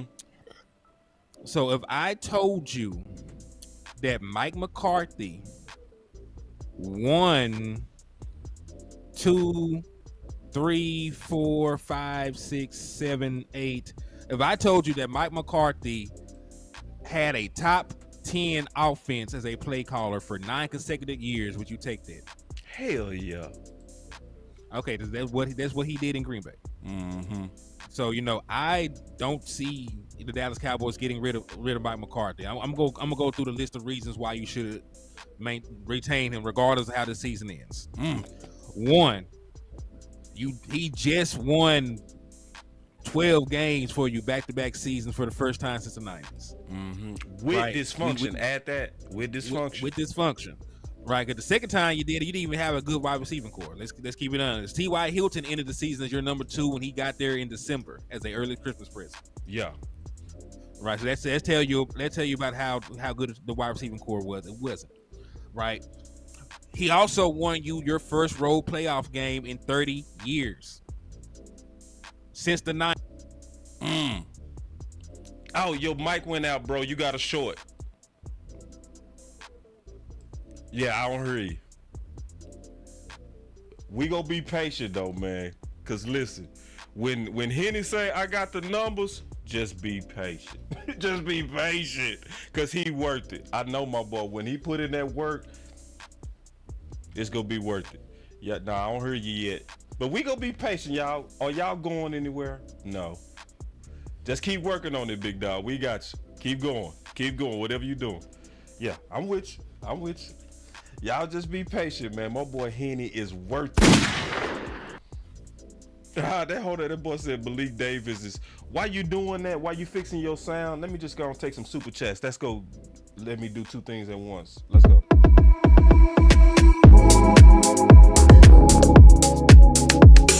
Let's go.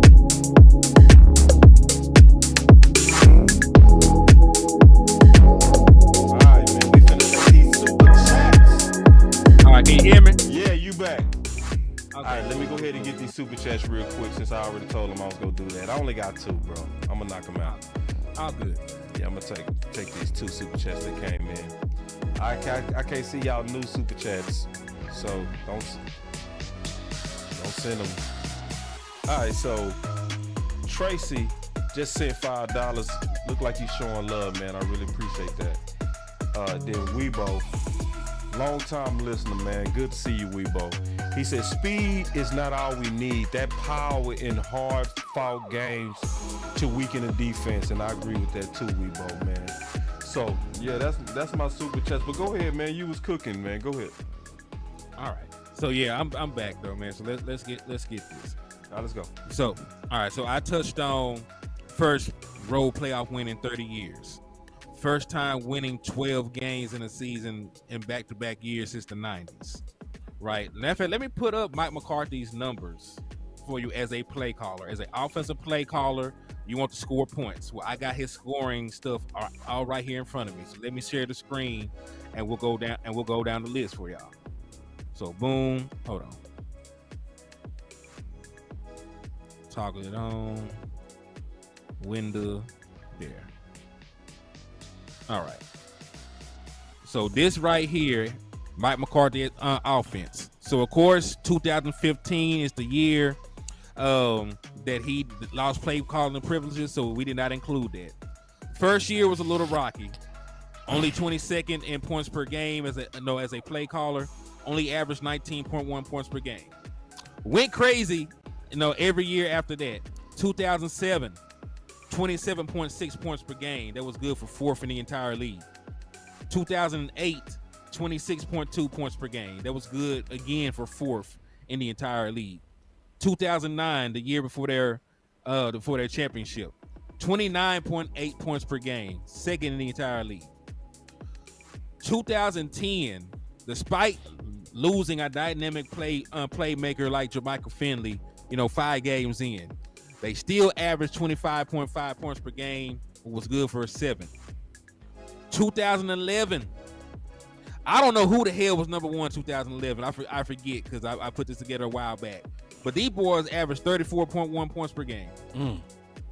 That was good for second in the league. I don't know. I'm too scared to go look at who was number 1. Was somebody averaging 40? I don't know. 2011? They were going crazy. You know who I think that was if I was to guess? I'm going to just take a guess. Denver. Patriots. Denver. Ooh. You remember Denver had Peyton Manning? And they was going crazy. They had like 4,000-yard receiver. They might even had 5. Their offense was crazy. I think that's the only offense that was probably better than that. But go ahead, man. You cooking. 2012, backdoor with another 27 piece. And that was good for fourth in the league. 2013, 25.7 points per game. Hold up. So I'm a segue a little bit after I say this. Mike McCarthy in 2014, his offense averaged 29.7 points per game, which was good for second in the league. He lost play calling the next year. Woo, what happened? After averaging almost 30 points per game, they took his play calling privilege. Did you look in history? What happened? Do you remember? Or did you research it? Because I'm so curious now. I don't know. I'm gonna have to. I got some Green Bay people. I'm gonna go back. I got some Green. Man, boy, listen. Was I lying when I said Henny is the right person for this show? Y'all tell me, did I lie? I did not lie. Henny is the right. Boy, this boy's cooking. Keep going, please. Right. So, lost his play calling for some reason after averaging almost 30 points per game. 2015 was X'd out. They did not have a good 2015 season. I was going to throw that out there. 2016, he took back the reins and became the play caller again. We saw Mike McCarthy up close and personal in a playoff game where they scored 33 points against us on the road. With a trash D. Hold on, before you go to let's let this super chat clear out real quick. I got to let this B-roll clear out. Oh, you good, Kenfo? But why we doing that? Y'all better clap it up for Henny, bro. Ooh. And listen, I didn't ask Henny to do this, bro. I did not. I had no idea.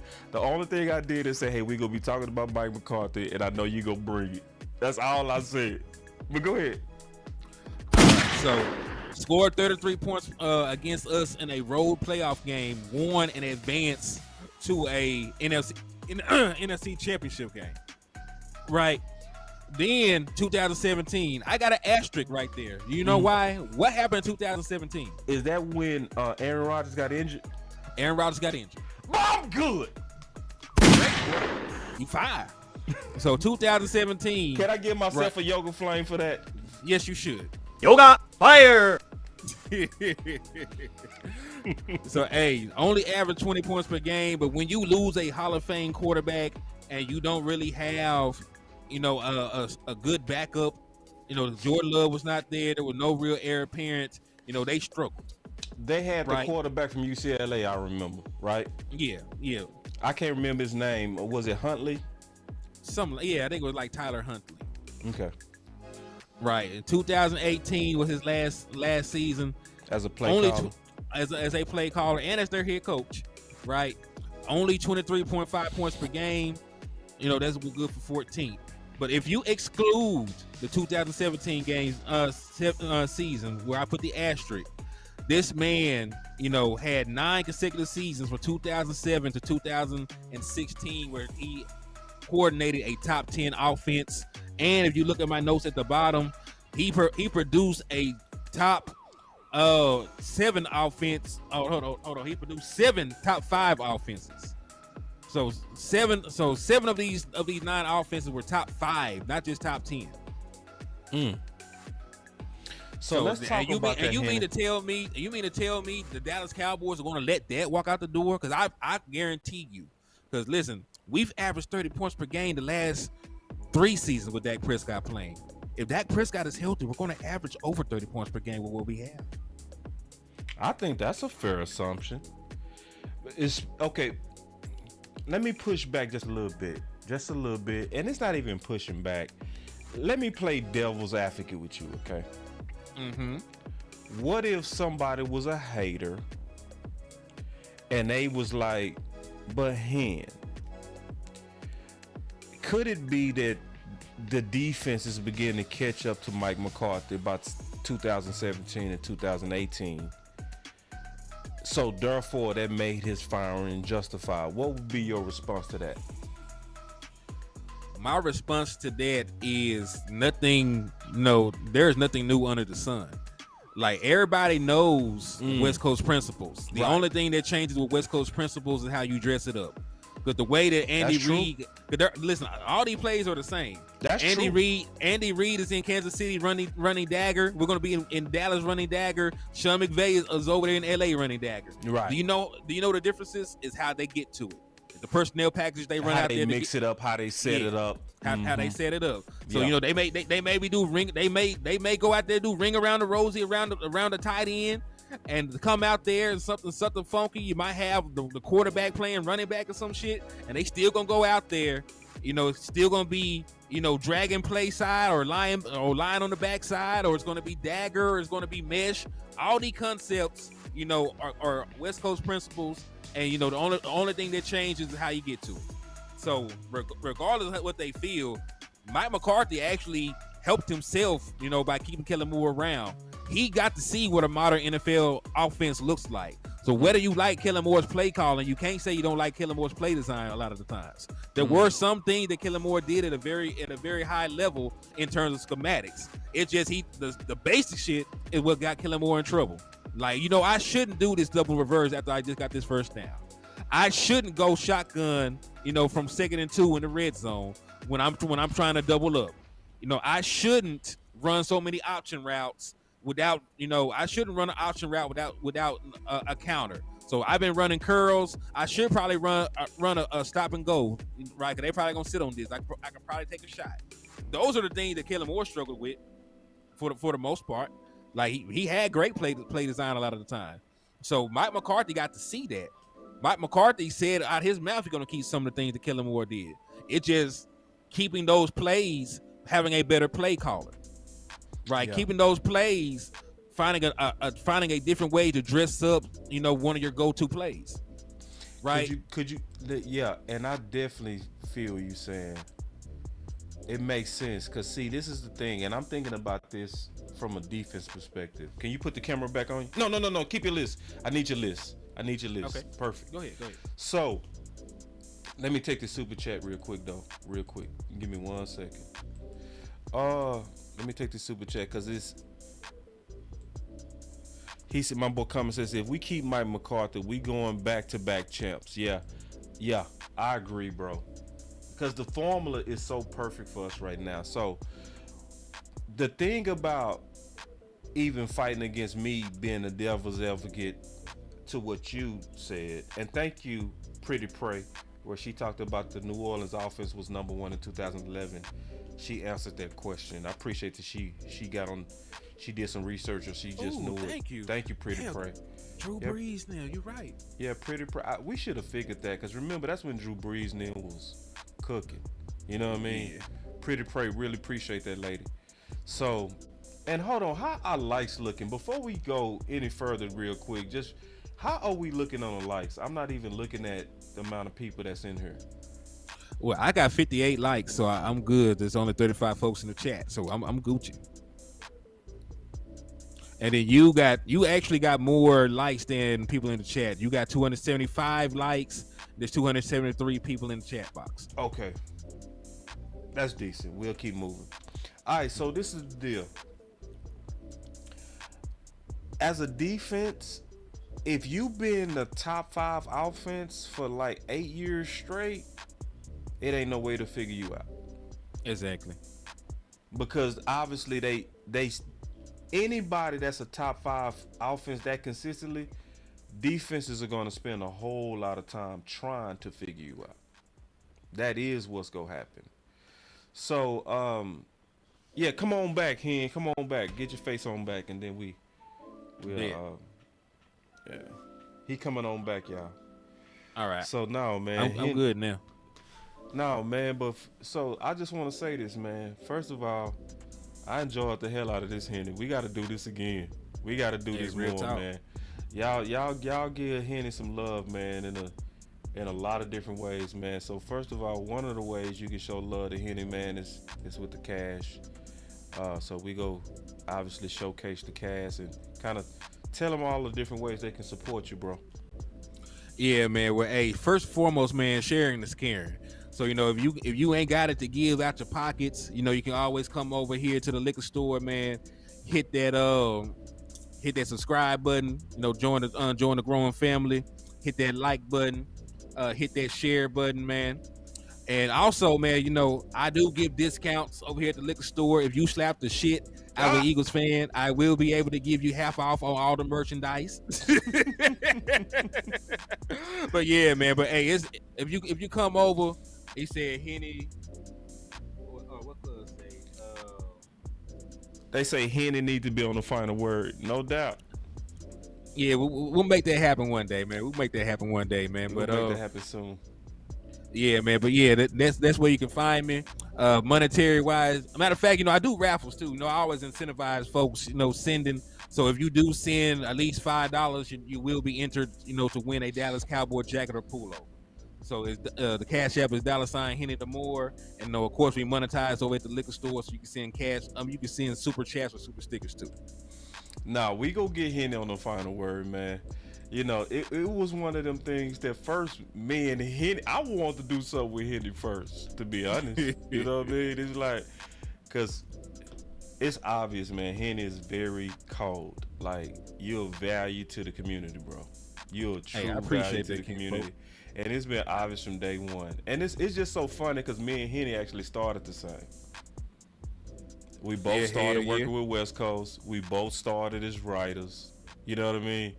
Mm-hmm. And, you know, and I'm just watching you, bro. Just watching you do your thing, man. I just enjoy Henny's content. Like, and listen, I get bored easy. I'm dead ass. Excuse me for cursing. I messed up my own money on that, but it's all good. I get bored, bro. If you don't know football, I'm gonna tune you out pretty quick. Henny, one of them dudes that holds me. Like, I would sit there, and Henny, I'm gonna need your notes, bro. I'm gonna need your notes, cause I got you. Yeah, I'm gonna double check. Not saying you messed up, but that's what I do. I gotta measure all Kool-Aid. That's my thing. But y'all clap it up for Henny, man. Obviously, man. And any final words, big dog? Nah, man. I'm just ready for this next preseason game, man. So, you know, just some names to watch. You know, I got some guys who stock is through the roof right now.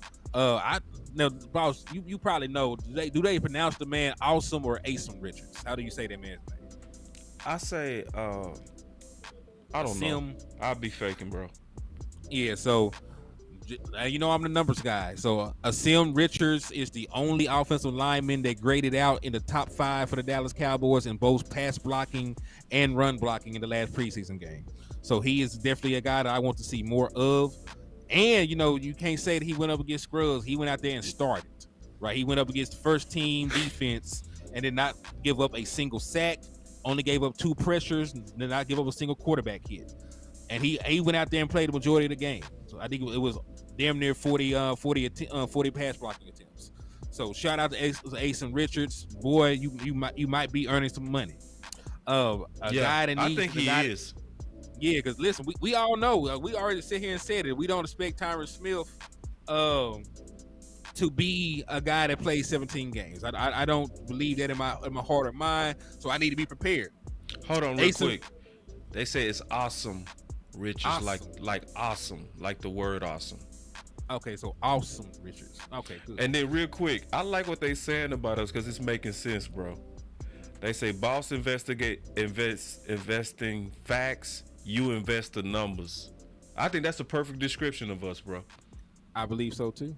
Perfect description of how we kind of fit each other. Like you go really dig into them numbers. I dig into like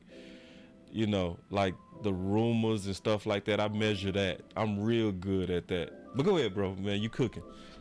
Nah, so like he is the guy you need to watch for. So if I'm not mistaken, what's Ace? Matter of fact, I ain't gonna ask you. I got Awesome. Google. Google is free. Yeah, like Google is free. I be sitting up here asking y'all what this boy number is because I can't remember off the top of my head. I just need the Google, the man.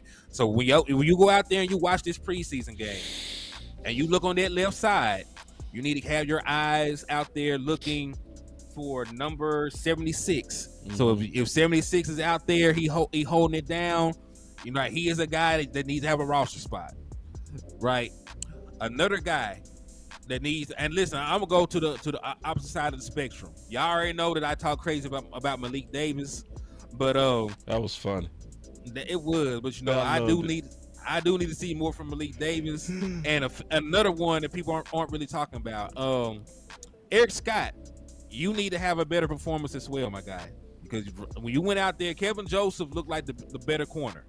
And we don't have that many cornerback spots. So my guy, get it together. They like you, but like only take you so far. I need you to go out there and have a better showing than you did because you did not grade out too well compared to Kelvin.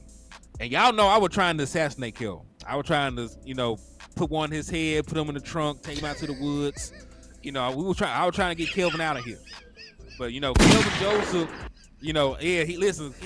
Kelvin Joseph plays. Trying to put one in the head. And listen, Kelvin Joseph played so good, I called the hit off. Like they was in that man bushes. I called him like, hold on, man, hold on. Like we might have some. So I called off the hit. So hey, that boy said I called off the hit. Oh, he played damn good. As a matter of fact, shout out to my boy Kelvin Joseph because he looked like your best corner. He was out there, had a pass breakups, did not allow a single reception. Yeah, he was coming down. He caused the drop because the dude was scared of getting blown up. So he did good. I didn't need to see it again. He played good. He did. I need to see it again.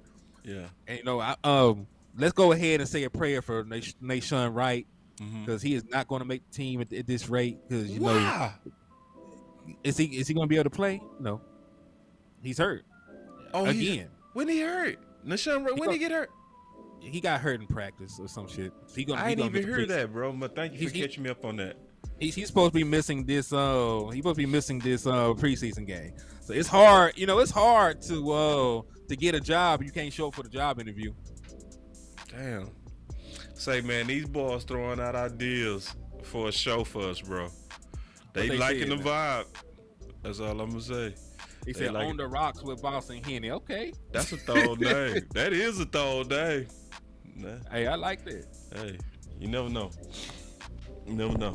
But nah, man. What else you got, bro? You cooking? Nah, man. Just I'm prepared, and I do want to throw this out. Even though there's no word that the Seattle Seahawks will be playing their starters, the Seahawks had 10 draft picks, bro. Yeah, they had a haul. So matter of fact, I got the list. I got the list of players. Give me 2 seconds. I'm gonna go through this, and I'm gonna ask you before we get out of here. Yeah. Who? I'm gonna throw the player out in their position, and I want you to throw out the player on our team you want to see them match up against. Okay. Damn.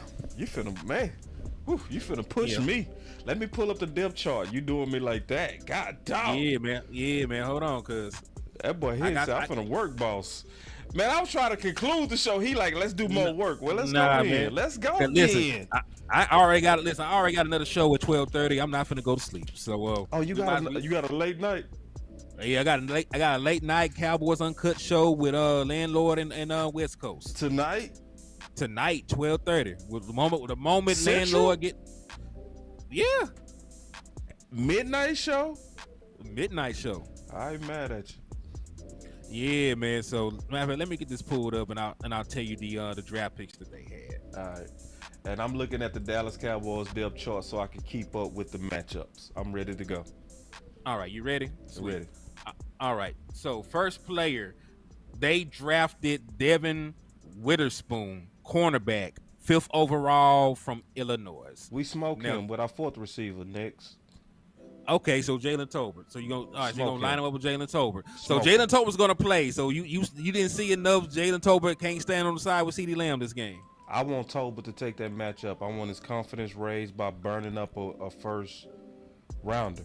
Yeah. Yeah, and that would be big. Yeah, play again. Okay, cool. I bet.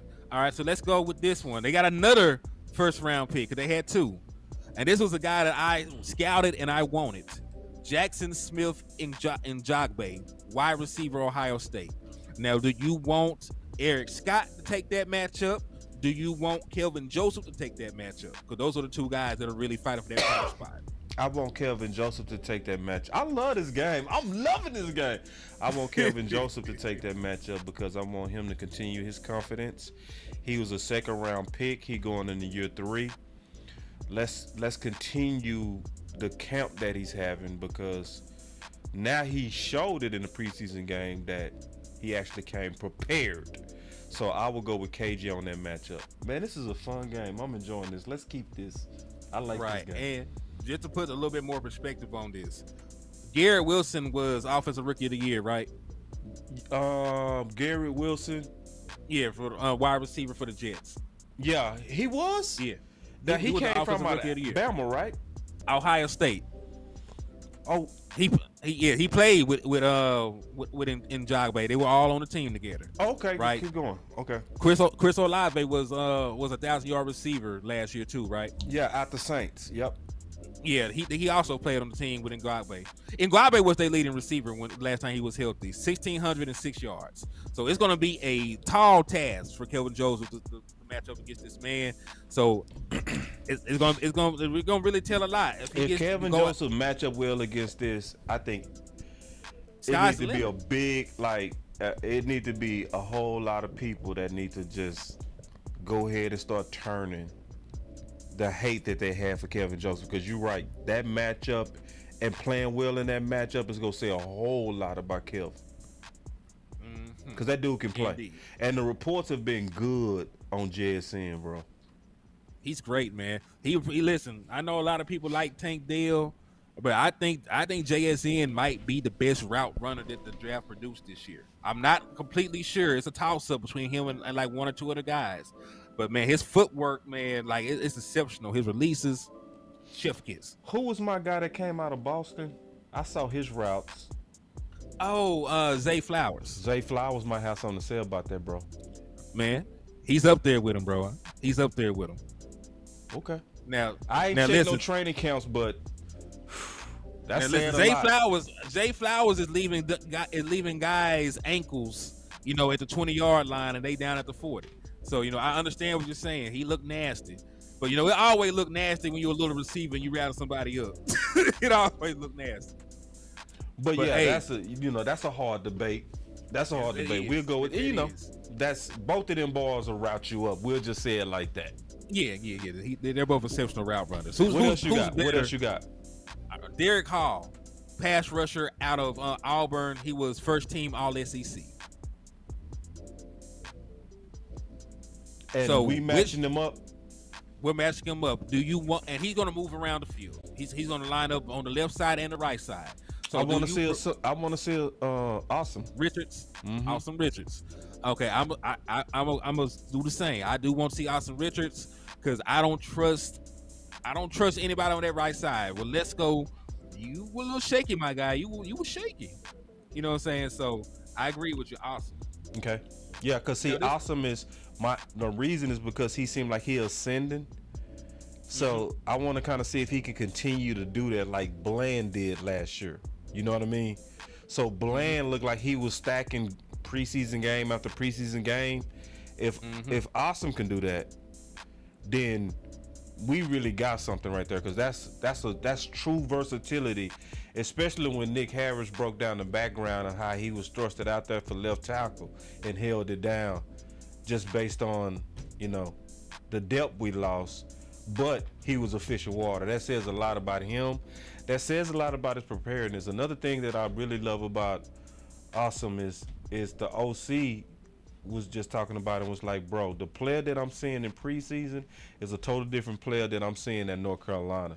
Which said that he took this period in between draft and camp extremely serious. It's almost like what Tyler Smith did, right? Where he came out, he had the pudgy face walking into camp, and then he looked like Slim Shady walking into the season, to where he obviously changed his diet and did a whole lot to be prepared. I'm thinking that's the same thing, trajectory that we seeing from Awesome. Well, let me throw a little bit out there about Awesome too. He did not start playing tackle until his senior year in high school. Oh yeah, that's amazing. He did not start playing tackle until his senior year in high school. Before then, he played basketball, played defensive end, played tight end.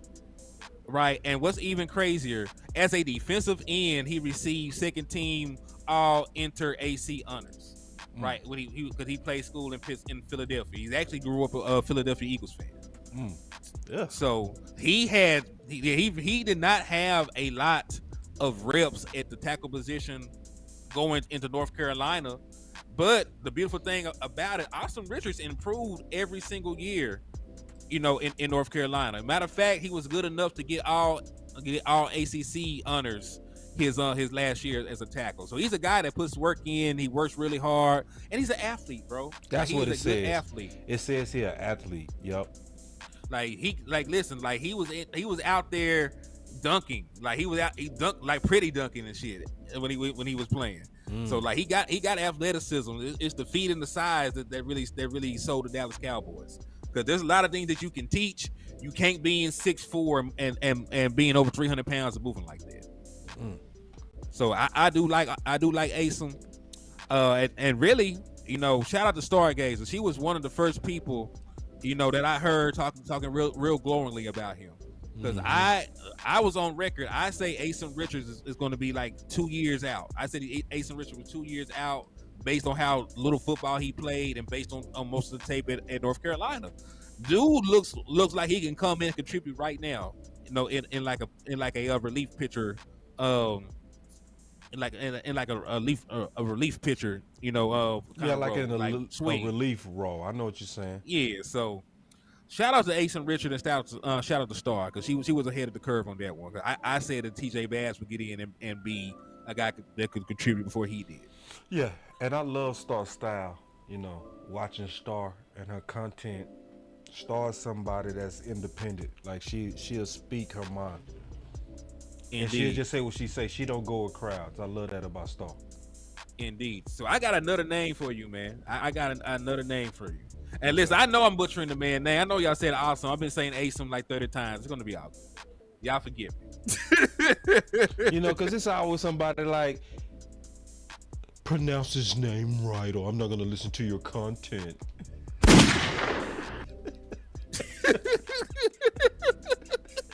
You so damn crazy.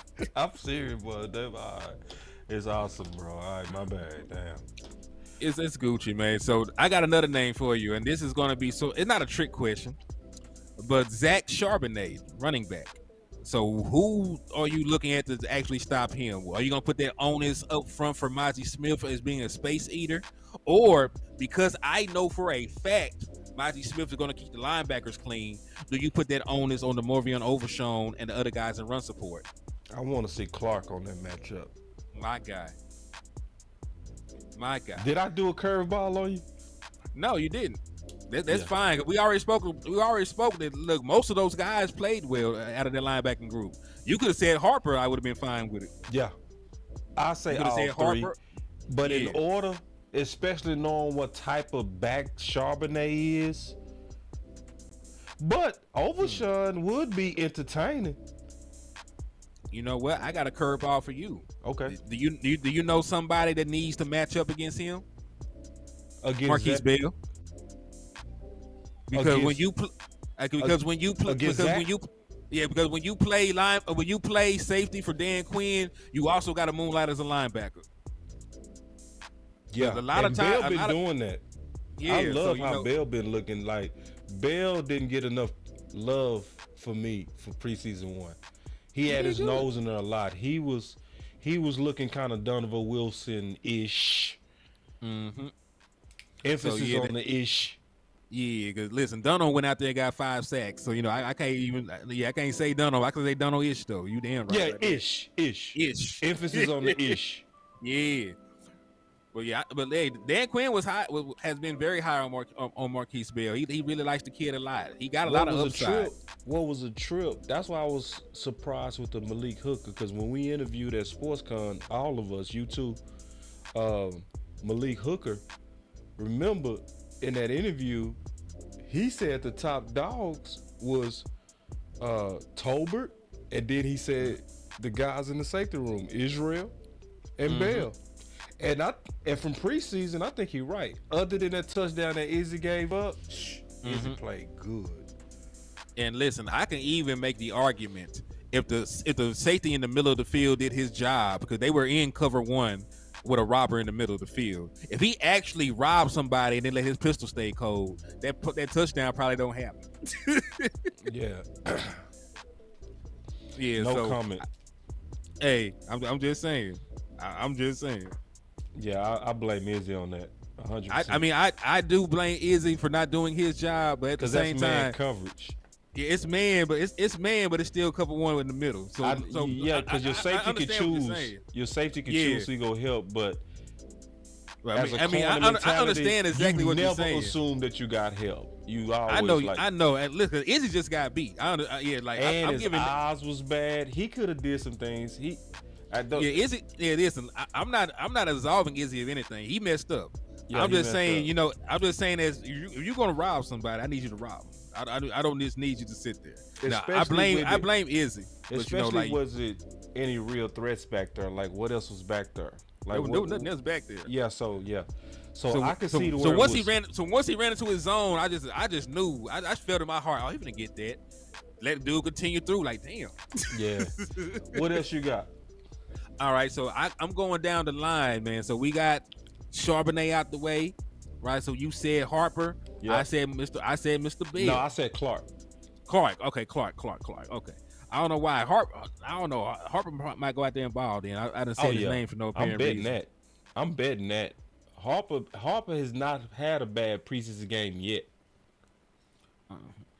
I agree. So this one's going to be obvious, right? Because it's a guard. Anthony Bradford out of LSU, 4th round pick. It's obviously for me, I want to see Mazi Smith, dog walk that boy. Yeah. Because he is going to dog walk that boy. Mazi, you're a 1st round pick. Go and dominate Anthony Bradford. Yeah. Right. I would say Fihoko, but I don't know if he's even going to play. I don't know the extent of his injury. I don't know if he's going to get any burn. It looked like he go play because he got some.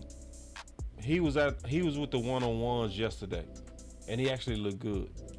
So, I would say this is more of a fair matchup for Fihoko, a 4th round pick, to go up against Bradford, a 4th round pick. Because it's going to be, I expect Mazi Smith to massacre him. But Mazi Smith was getting double teamed and triple teamed by starters the last preseason game. So I can only imagine what the hell they're going to have to do to try to slow him down with some backups. I would also still go with Fihoko on that matchup too. Yeah, like, because what I was seeing in the one-on-ones, Fihoko got some punch to him, man. He do. I think he need a couple more peanut butter sandwiches, but I do like Fihoko's motor. All right, so he looked instant to me, to be honest. He looked Fihoko? But that's judging the drills too, bro. That's very limited eyes. You know what I mean? But I'm just being honest on what I saw. No, you're fine. You're fine. Like, if you see it, I believe you because you do. You know your shit. I'm just trying to make sure we're on the same page. I'm thinking he getting ready to pop hard. From what I saw, I think we gonna be talking about Fihoko come Sunday. I mean, I hope that's the case. But the beautiful thing about it, a lot of people were trying to get rid of Neville Gallimore. Neville Gallimore looked good. Man, I said the same thing, bro. Like, now I ain't dig deep into the film. That was just, from watching the game and I watched it again, but yeah, I need to go really put my eyes all the way on him though. Like, I haven't done that yet, but from Flash, I saw the same thing, exactly like you said. My boy Landlord in the building. Yeah, shout out to my brother Landlord in the building, man. Salute to my guy, man. He know that's my boy. And Landlord, don't have me staying up if we don't do the show. He said, "What's happening? We bossed out the liquor store." Yeah, we are. Indeed. Hey, man. I got a surprise for you too, Landlord. Put it like this: I'm finished. Okay. Oh, I know exactly what you're talking about. Should I tease him? You should tease him a little bit. Just a little bit. Just a little bit. I'm gonna give you 3 seconds if I give you anything. Should I give him 3 seconds of it? Man, yeah, show my boy some love, man. All right. Landlord, I'm gonna leave it up to Landlord. Landlord, should we do it, dog? Let me know, Landlord. I ain't gonna do nothing until you tell me. He threw up the flame, so that means yeah. So here we go. Yeah, let's do it. All right, y'all give me a second. Let me pull it up. I think y'all gonna appreciate this, though, just a little bit, because we got some cool stuff coming. Hold on real quick.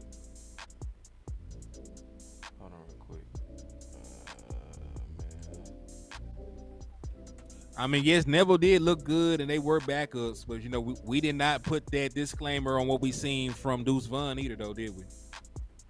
So Neville's a backup, dog. So he's supposed to look good against backups. It's not like he's a starting defensive tackle, so you should still give him credit for looking good against backups. Yeah, I think people say that when they've been speaking against you. That's mostly when I heard people say that. That's the only time I heard people say that is when they've been speaking. It's preseason.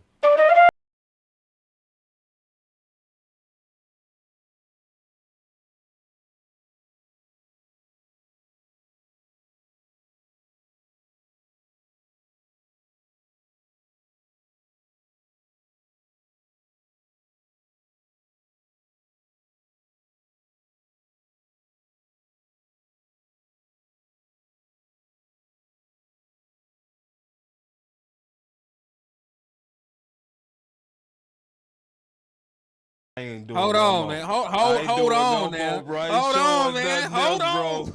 I ain't doing that's enough, bro. I ain't showing no more, bro. That's it. That's it. Yeah. Hey, man, hold on now. That was hard. No, bro. Your boy got something though. The South got something to say. That's all I'm gonna say. The South got something to say.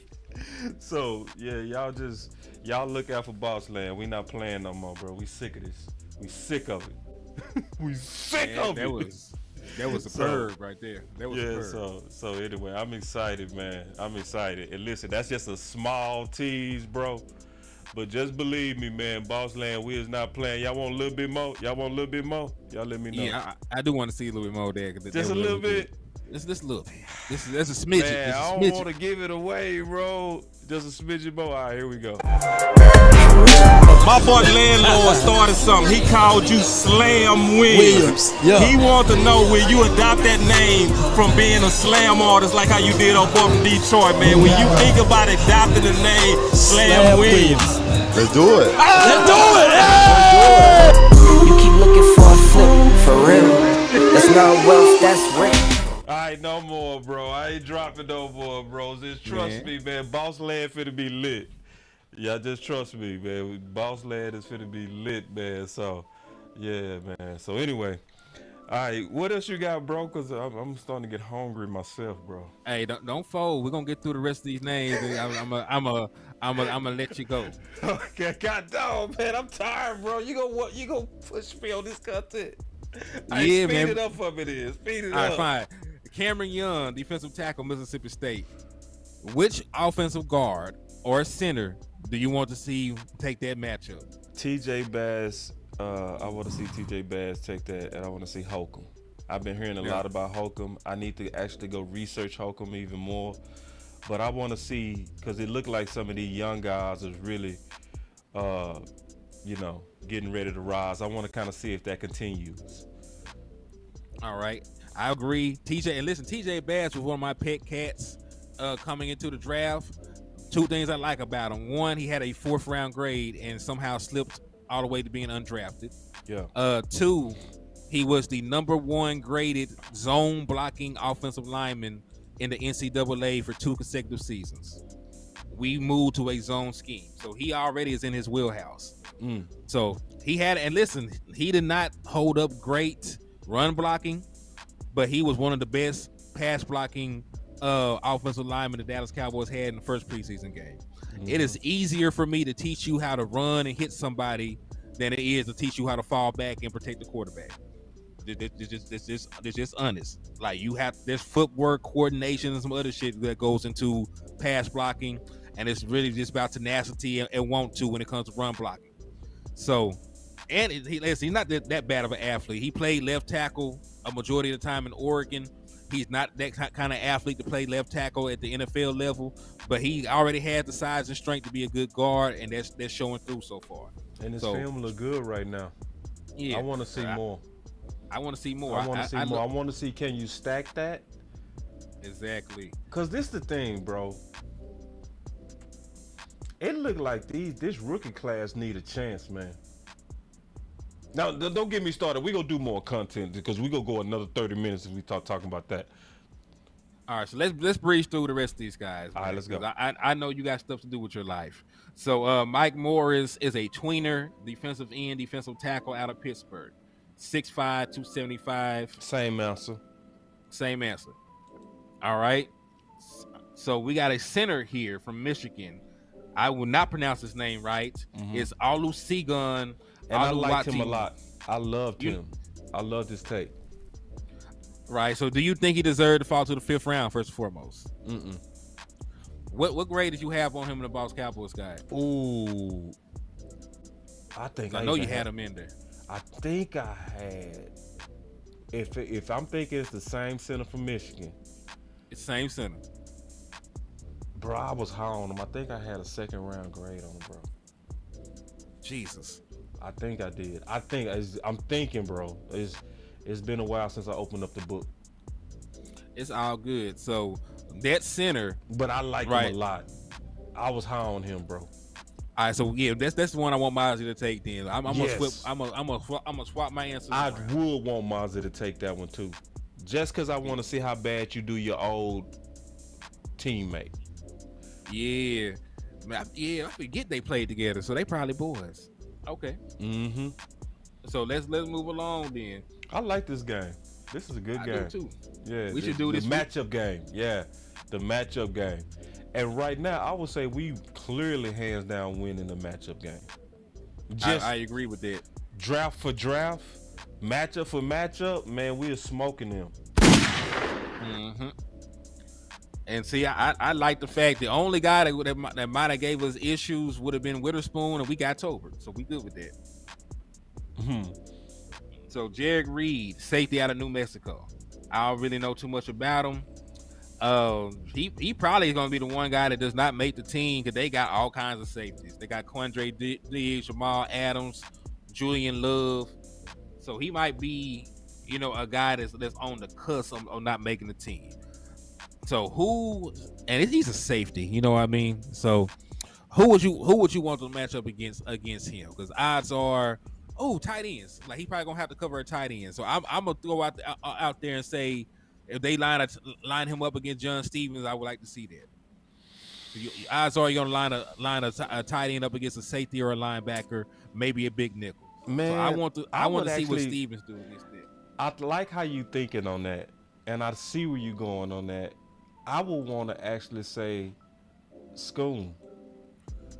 Well, he need a layup right now. Because I want to see, bro. Like, cause see, that's just me. It's like, cause I don't want to see, cause Schoon, he caught him a little hot pocket in the game.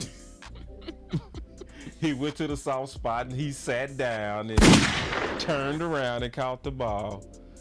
But I do want to see your athleticism versus a safety, because that's gonna tell me a lot about you. Because you right, when we looking at John Stevens, you seeing the athleticism just period. And so I'm not going to. We go keep seeing that. I want to see, was the second round guy really worth the salt that y'all tried to hype him up to be? So I would want to see him against Schoon. Well, I'm gonna say this. That's probably a good matchup. But if he goes out there and he cannot make plays against Jared Reed, that's an entirely different story. I don't know if we want to go down that rabbit hole. And last but not least, and this is a guy that I know for a fact Landlord was high. He was trying to convince me about Kenny McIntosh out of Georgia. So running back Kenny McIntosh with their final pick. We did review him when we did the Cowboys College over the course of the offseason, prior to the draft. He's not a bad back. He's not. So who would you want to see to take that matchup? Would you give that to one of the younger linebackers? Is this something from Malik Jefferson, or what do you see for this matchup? And that's the last one. That's the one I would say over Sean, because I agree with Landlord too. I was high on Kenny McIntosh too.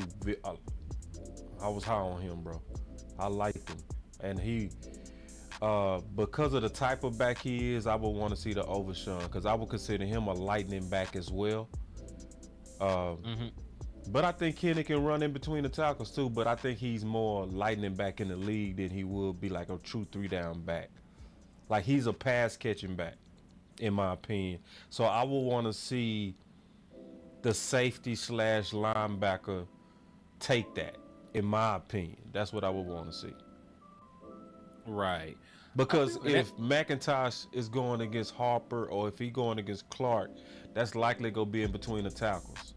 And that's going to be the advantage of those guys, because I think they're just bigger specimens and better athletes and more powerful in between the tackles. Shit, hey, I appreciate you for that, man, because, hey, I was looking at this too. We got a lot of the same, not necessarily all the same players, but we got a lot of the same mindset of why we want to see certain guys against certain people. Yeah, this is a good game. It kept me on my toes. Like, it really, you had to know it or you didn't know it. Like, you brought up Kenny McIntosh, like, only because I wrote the book, I know what you're talking about. Right. And then Trey said there should be a segment on the yeah, I think it should be too. No, that's a dope. And this also tests to see if people really know these players. Because there's not too many people that would have passed this test, just to be honest. Because you had to be very aware of late round draft choices to be able to do this. Somebody asked, is Jabril Cox gonna make it? Hell no. Why not? But then again, I was not high on Jabril Cox anyway. But besides, listen, let me ask you a question. You seen that movie they cloned Tyrone? You ain't seen it yet? So basically the premise is they in the hood conducting experiments, they cloning folks. They the government really is the one making the pimps and the drug dealers, and they doing that, to keep crime up so nobody moves in. They can continue to run their experiments in peace. Right? So it had nothing really to do with this, but there is a clone of Jabril Cox already on this team, and his name is DeMorvian Overshown. Now they did not get the chromosomes right. They a little different color. Yeah. They a little different color. But when you ask me about why we wanted Jabril Cox, it's because he was a guy with a safety background who could cover and who showed flashes of being explosive to the ball and could hit. That is still DeMorvian Overshown. DeMorvian Overshown had a safety background. They used him as a blitzer over there in Texas. He's quick to the ball. That's everything that we expected from Jabril Cox. He's the long, lanky, athletic guy with versatility. We did not see that from Jabril Cox year one, and we were robbed of it year two from injury. As of right now, you were asking me who was winning the preseason battle between them two. If there was one spot open and DeMorvian Overshown and Jabril Cox were playing for it, would DeMorvian Overshown not be ahead of Jabril Cox right now? So they are similar players in their background. They're similar players to what they mostly put on film, what you would see in the scouting report. And right now, DeMorvian Overshown, they like him more. He was a 3rd round pick compared to a 4th round pick, bro. And that's why I don't like it. It's because of that last factor that you added. That they like him more factor. I mean, I like him more too, but I said Jabril Cox missed too many damn tackles. That man was out there in preseason, out there on special team missing tackles. I put it like this. That was always Cox's problem since LSU. But my comparison to them is kind of opposite, just a little bit. Talk to me. I feel like Cox is a supreme coverage linebacker. Supreme. Yes, he is a great coverage. I think he's better in coverage than DeMarvin Overshown. Yeah, I think he way better. I actually think Jabril Cox is playing the wrong position. I think the man should be a safety. I think he and West floated that too. I think he should be a safety. I think he should be big nickel. I think he should play with curse plays. Cause see, if you say safety, people go, "Oh, he's not a safety." I already been through that fight, bro. Trust me. But we saying the same thing, bro. Right. Really. At the end of the day, we want them playing that box safety like Curse, and sometimes they put Donovan Wilson down in the box. I think that's the perfect spot. And you know what's sad, bro? I talked to Cox, and he said the same thing, bro. Oh my God. He want to play the big nickel. He told me that directly. Man. Yeah. So my honest to God opinion, they always had Brillo out of position, bro. They had him playing middle linebacker. You goofy. You goofy. They had, like, I like Quinn, but Quinn, what was you doing? Like, middle linebacker? Nah, college should have said don't do that, right? Pretty much. So, I honestly don't think Brillo getting the first shake right now. I think they anointed over Sean, and Cox watch Cox go to another team. He go Super Bowl out. Somebody go say put him at the big nickel, and he go crazy. Watch. I'm certain it's gonna happen. If we let Cox go, we fools, in my opinion. Well, this is the thing. I'm over Jabril Cox as a linebacker, but you're opening my mind to see him more as safety. So don't say safety, bro, because I already been through that. Listen. I know what you mean, though. I know what you mean, but I already know. They go, "Oh, he's not a safety." Like, yes, he is. He could play safety. Man, listen, they gonna have to be mad at me because I don't give a damn. I'm with you. Because listen, I don't give a damn. They can be mad at me, but like they hated Jesus, so who am I? You know what I'm saying? I'm gonna say what I say. But yeah, I think he should play safety, and I think that Dallas Cowboys are known for pencil whipping that medical report, so he might come up, with a severe migraine in the medulla oblongata or some shit and have to be on IR, from here to next year or something. So, I know for a fact, from secondhand accounts that they do that. Yeah.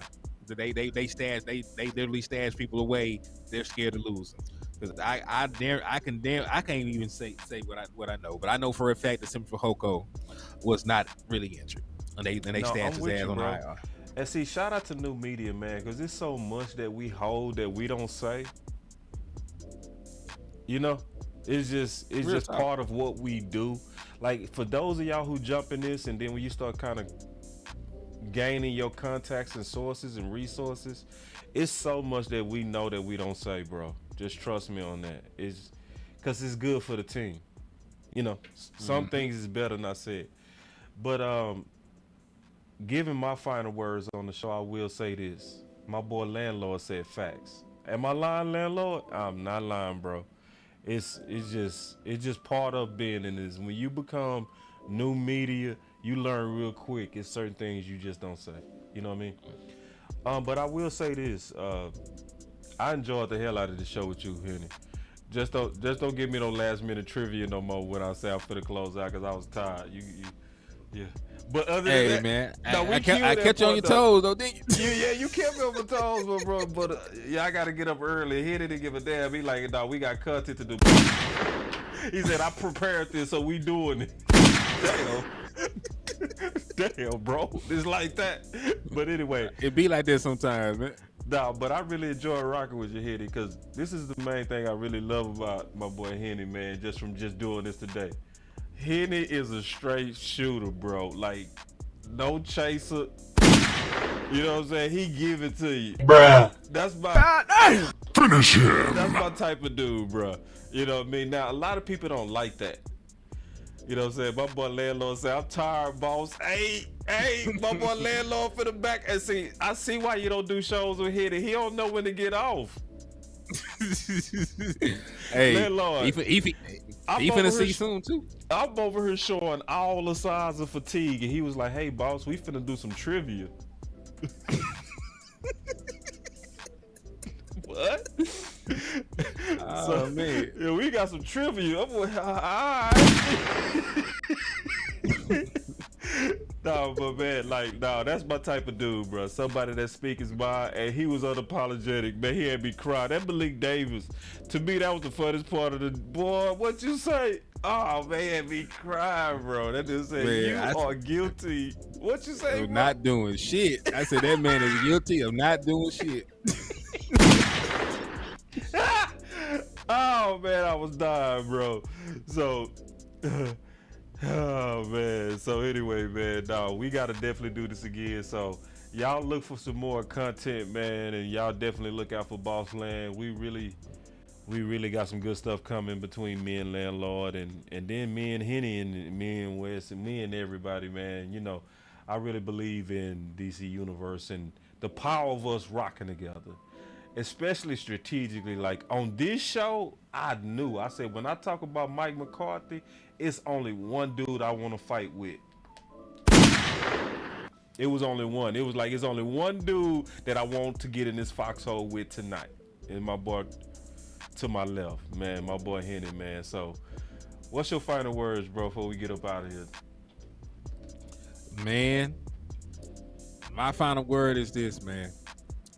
Caesar can't get here quick enough. Man. That's all I gotta say. Like, yeah, we done spent all this time, you know, talk about off season moves, free agency, training camp, the draft, all that's preseason. Man. It's time for some real football, man. Boy.